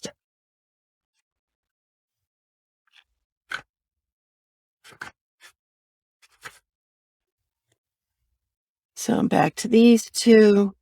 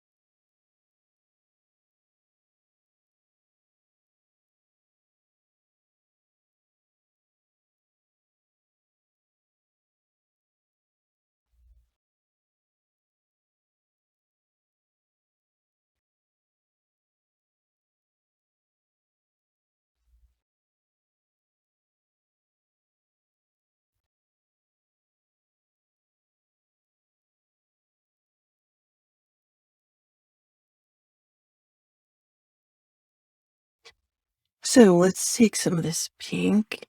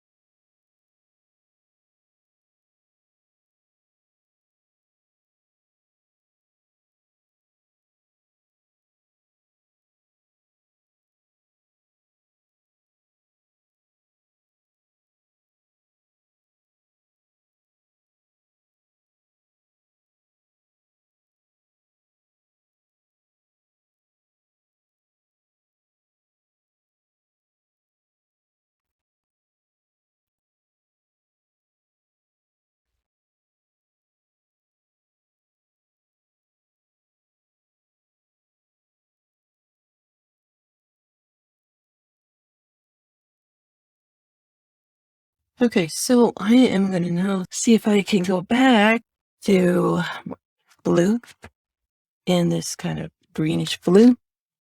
Okay, and see if I can't pop in some sky.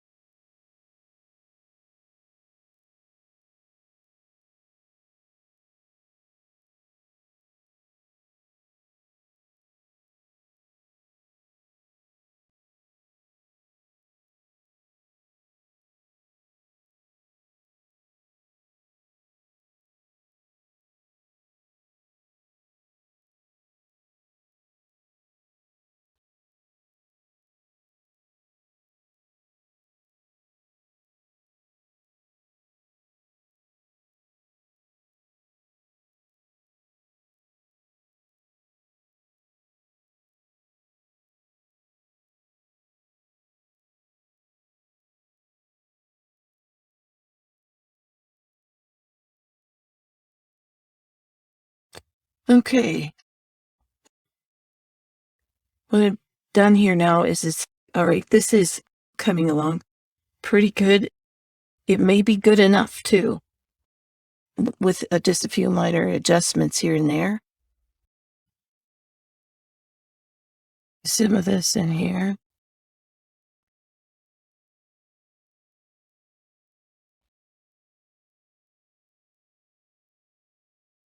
Let me drop some of these off here.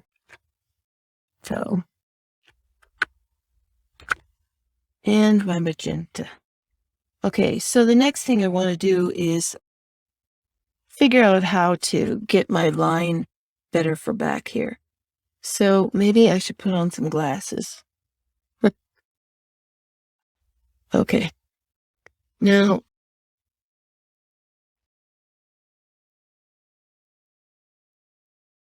I'm not adding anything new. I'm just brushing this along the edge to try to see if I can get a little bit cleaner edge here.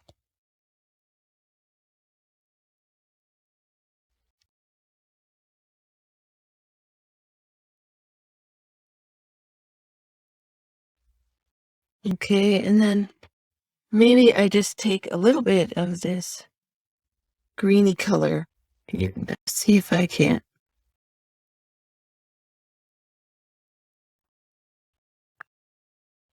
Let's get this green color.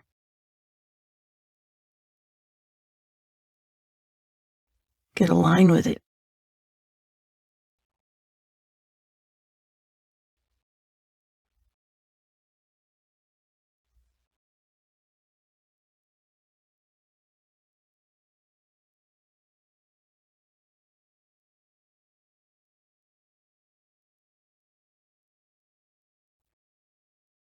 Okay.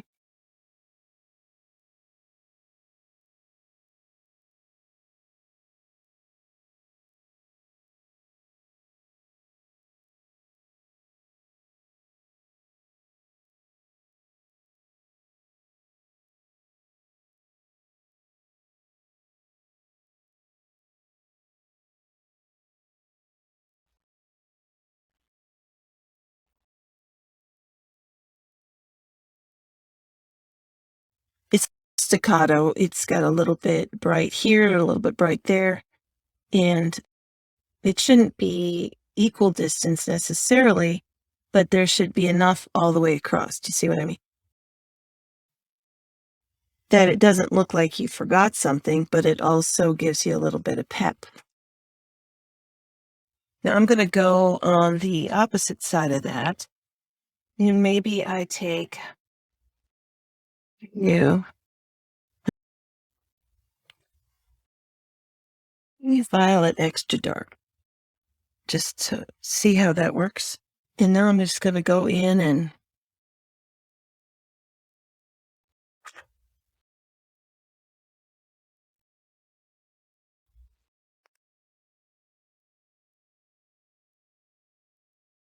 it's the same difference. You don't have to go in a straight line. It should be just a dark blip here and a dark blip there. Think mountains.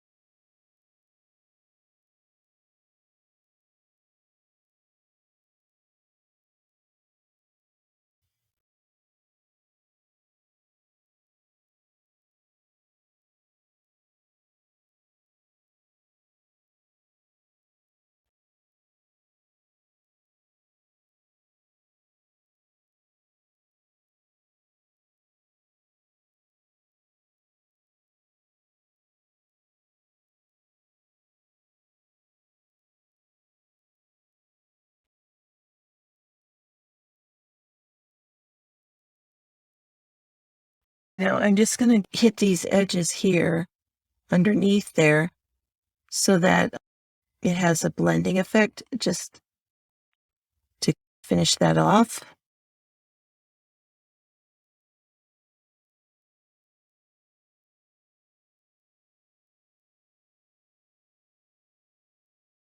Okay, and now I'm going to go all the way down to the trees. I think I'm going to go crazy and just do the magenta and the violet together and see if I can't get the shady side a little bit. And that might do it for these. Who knows? We'll see.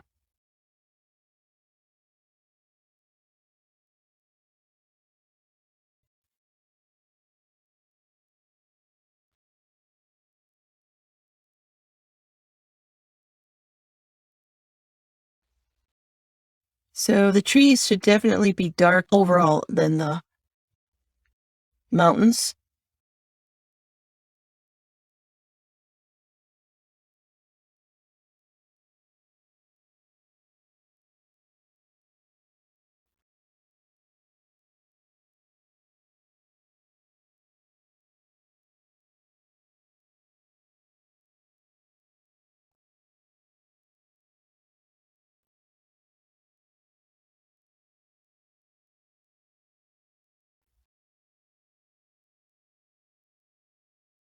Something here.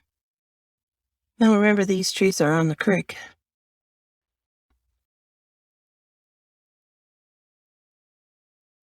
They do go in a line, but they also, some of them can come a little forward or go a little bit back.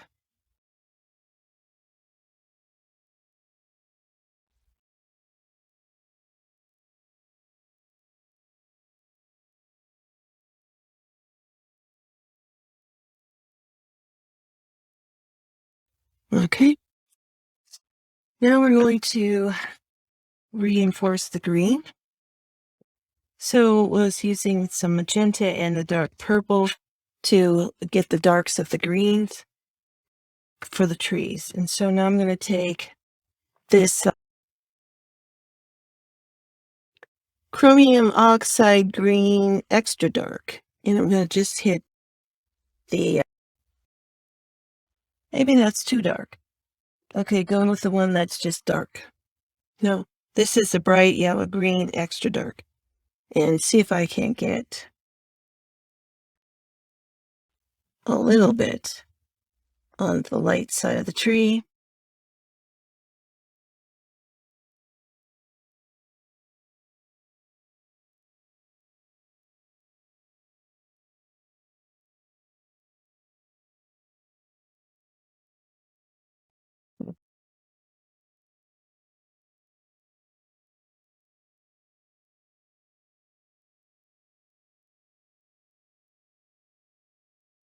Okay, and then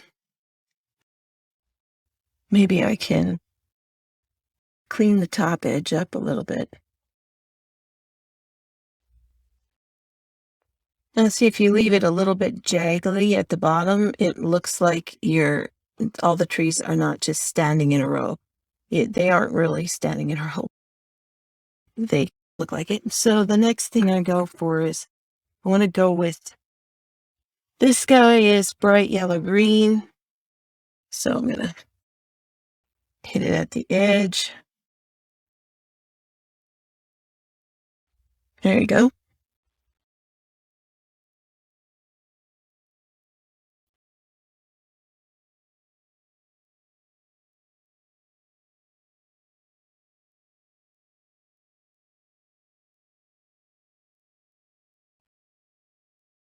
It's not the thinnest line, but what you're considering here is the top of it at the bottom of the trees, and you're defining the bottom of the trees right now because you're going to bring another color over the bottom of the other green, and that'll thin up that lighter green line, hopefully.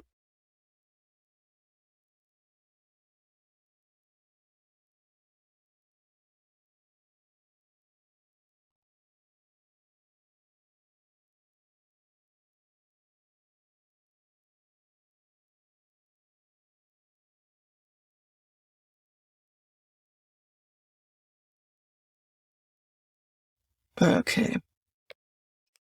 Now we go back to the darker greens, maybe with a little red.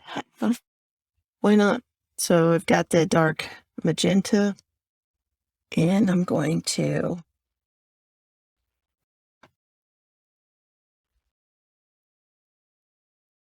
clean my line up a little bit. Sometimes when the line is thinner, it has more impact. We'll see what happens.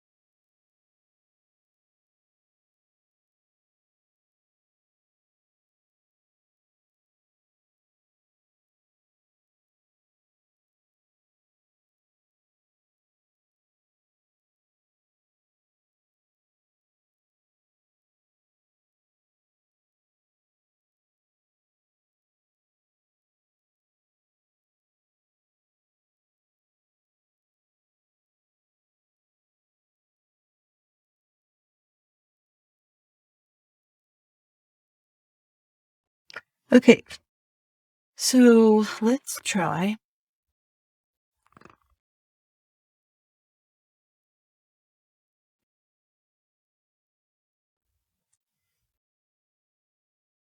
The next color, I'm going to here a raw umber tint and a burnt sienna tint. I'm going to try mixing them together.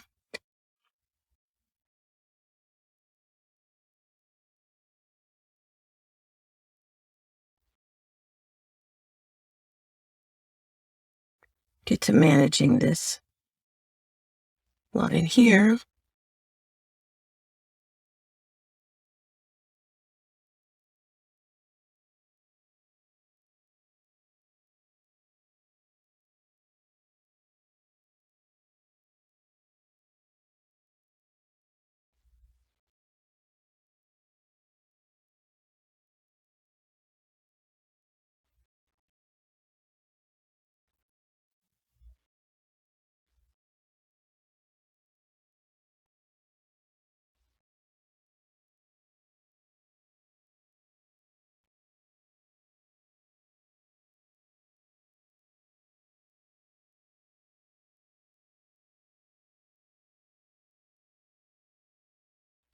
Maybe I'll go sideways like this and Here we go.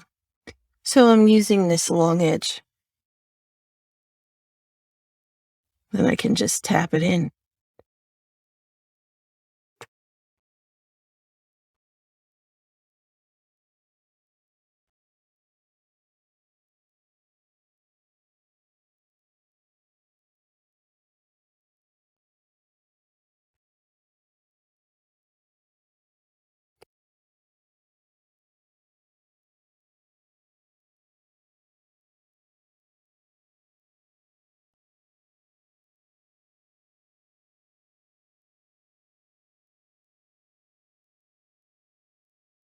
So I think my line is funny. Let me see here.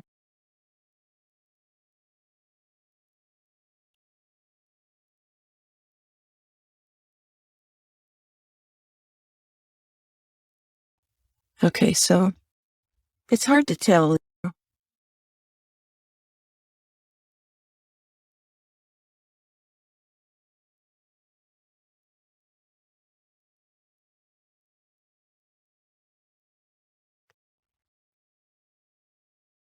So I'm putting in kind of a gray, not all the way up on that yellow so much, close though, because it's far away. I don't want it to be obnoxious, so the gray will tend to. Actually, it looks greenish blue on here.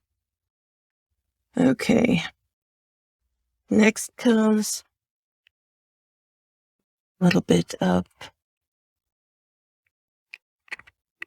dark and dark. So I've got my magenta and my green again. And what I want to do is I want to get some of these little weeds in here.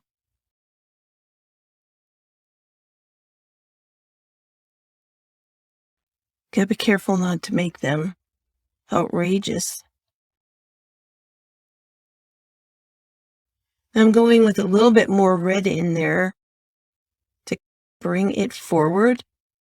Because as you all know, the green has got green and yellow in it, blue and yellow in it, and blue will send it back. So this green will go back if I put in the red. Because the red dissipates first, and so if you put it forward, it'll look like it's moving, like it's part of the foreground. It does sound confusing when I say it out loud, but as you can see, the red makes it look like you're forward compared to the bluish green in there. So now I'm going to finish this off. And what's neat is that you could put it on there and you could tap it a little bit and it will lighten up wherever you want it to.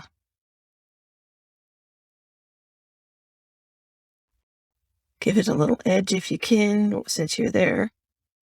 And then we're going to try putting in some of this green as the shadow. This is that very dark green.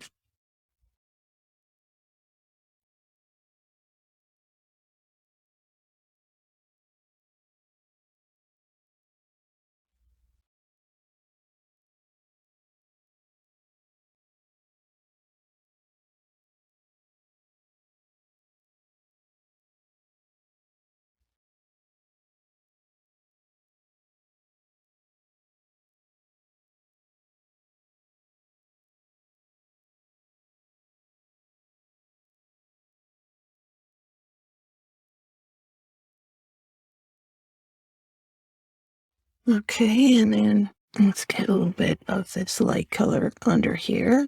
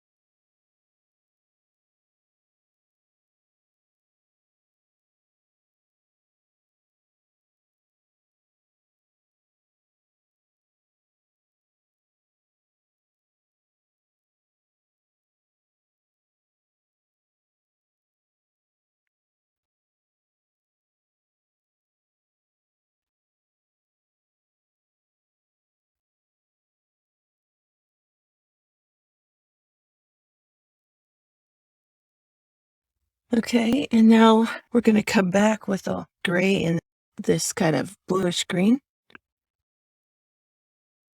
up in front here.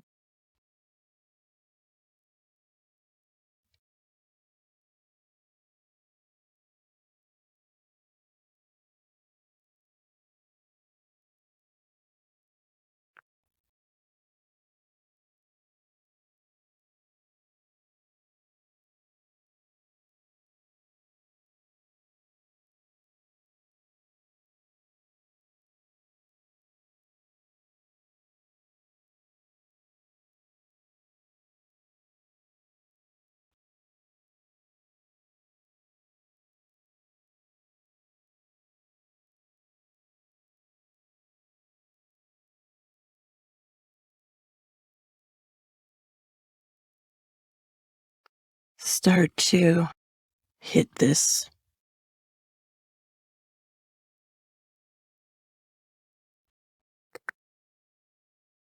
Now what do we have here?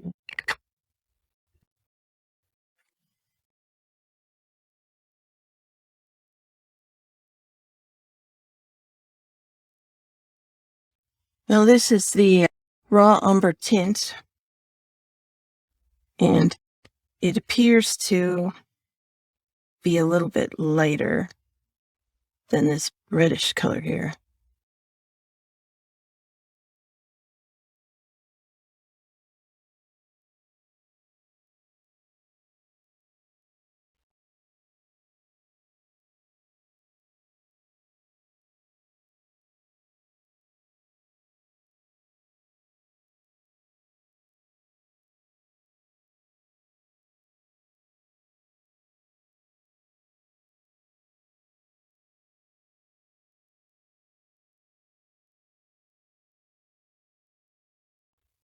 Okay, and we're going to put some over the top of this for our little road. And then we're going to, I think we're going to try, let's go with orangish color. Okay, so we want to have a little bit of the maroon. Clean this up. The maroon. To pop that in.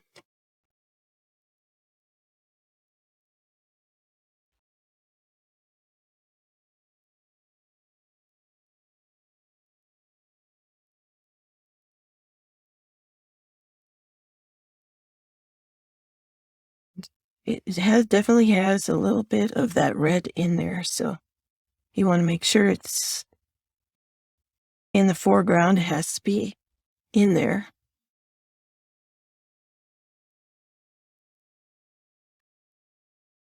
And that really then helps the sky get set off.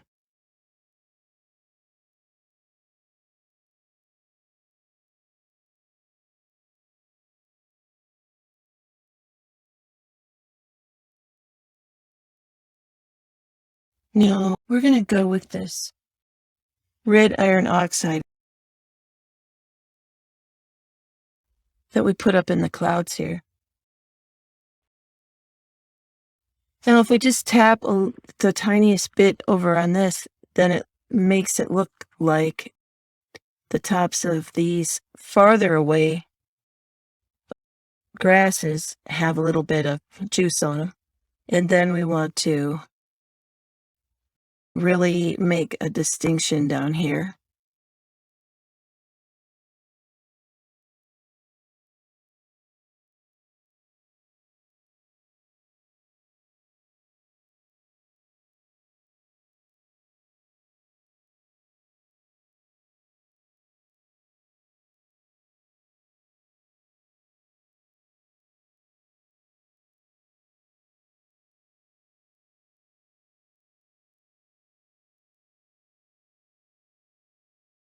And it seems like I should have an orange in there. Let's see, this one is orange. Let's just be bold here.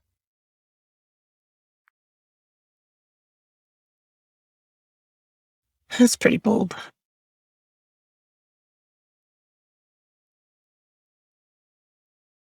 So see what that does is that brighter or darker orange matches up.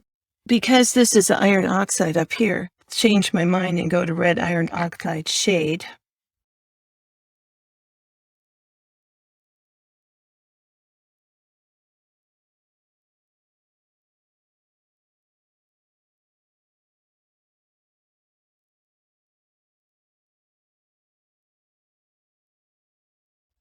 It's the same color, it's just a darker version of it.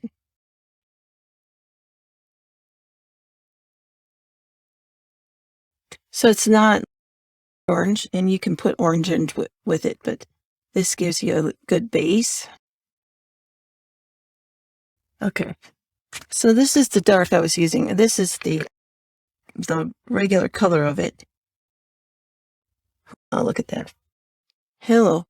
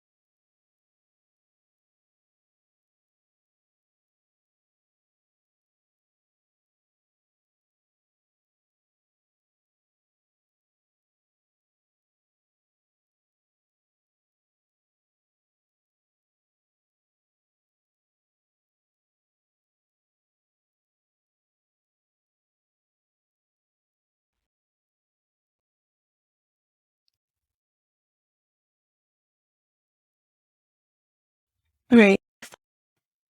Now I will go to the darker version of it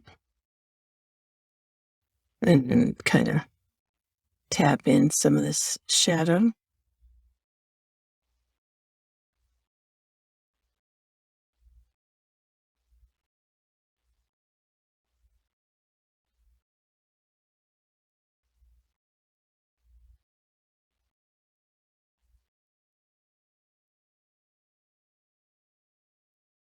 Let me see about this orb.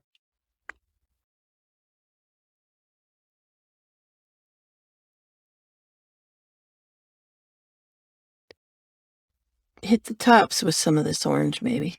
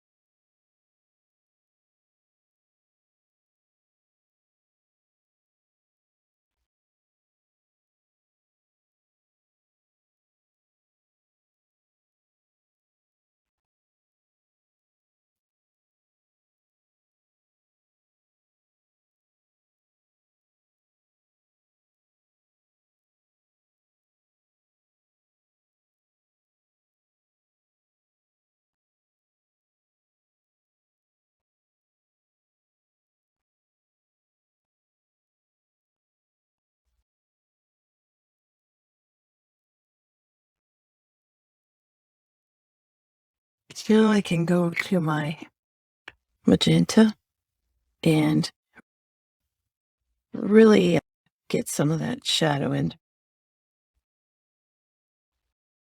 really darkens it up.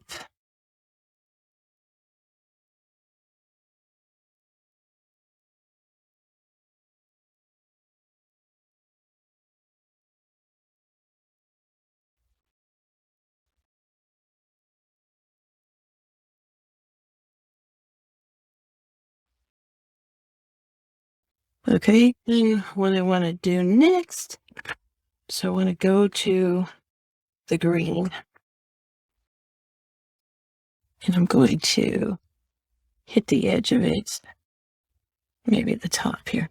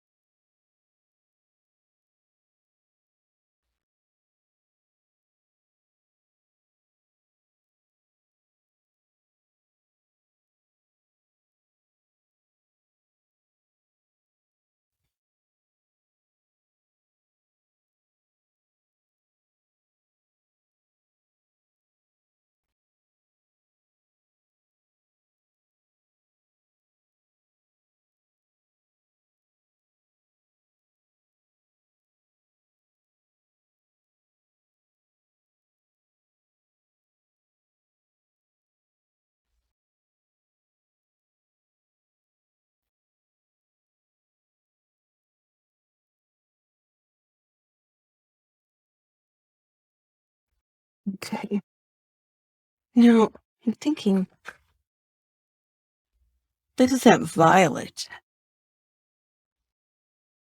Dark violet, extra dark violet. Try to get some of these shadows back in.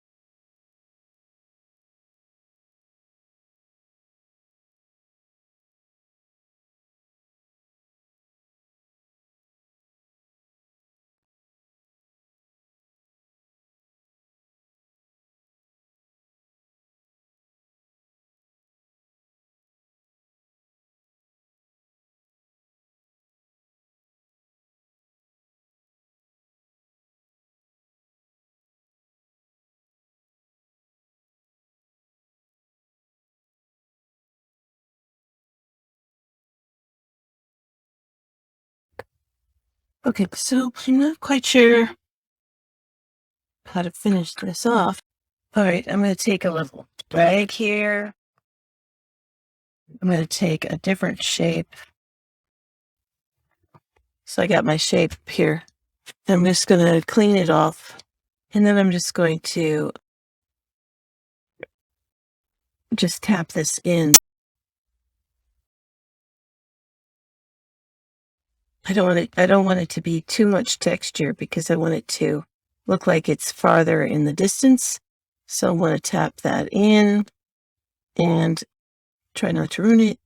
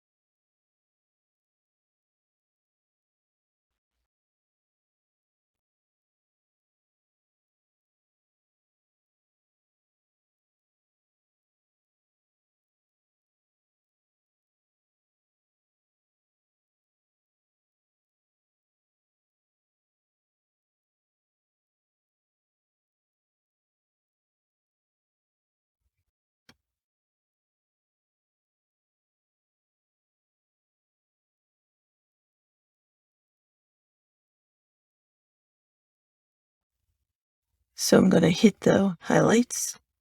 You just need to hit it so that your eye will bounce across the field. I'm just going over this a little bit here.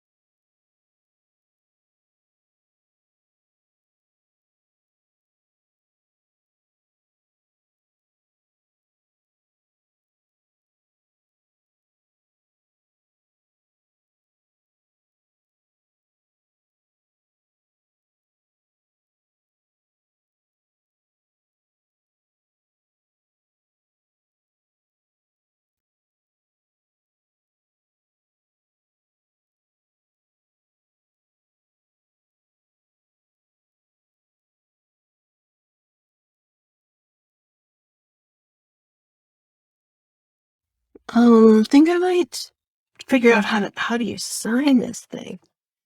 Probably could just take a colored pencil or a pastel pencil and sign it.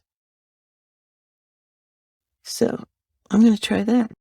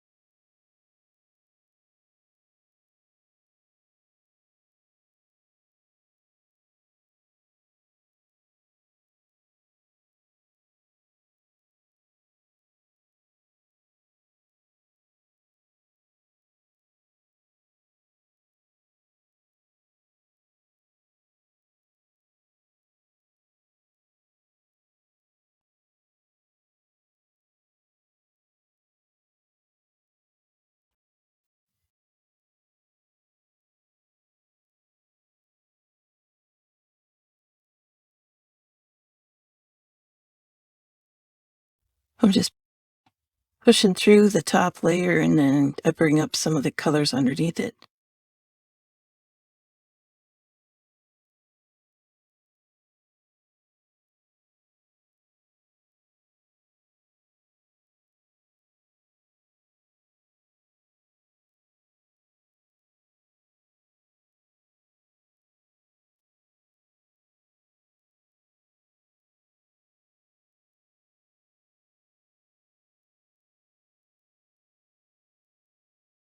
Okay, I'm going to put this down, and hopefully that will be enough. Oh, maybe I could do this before I...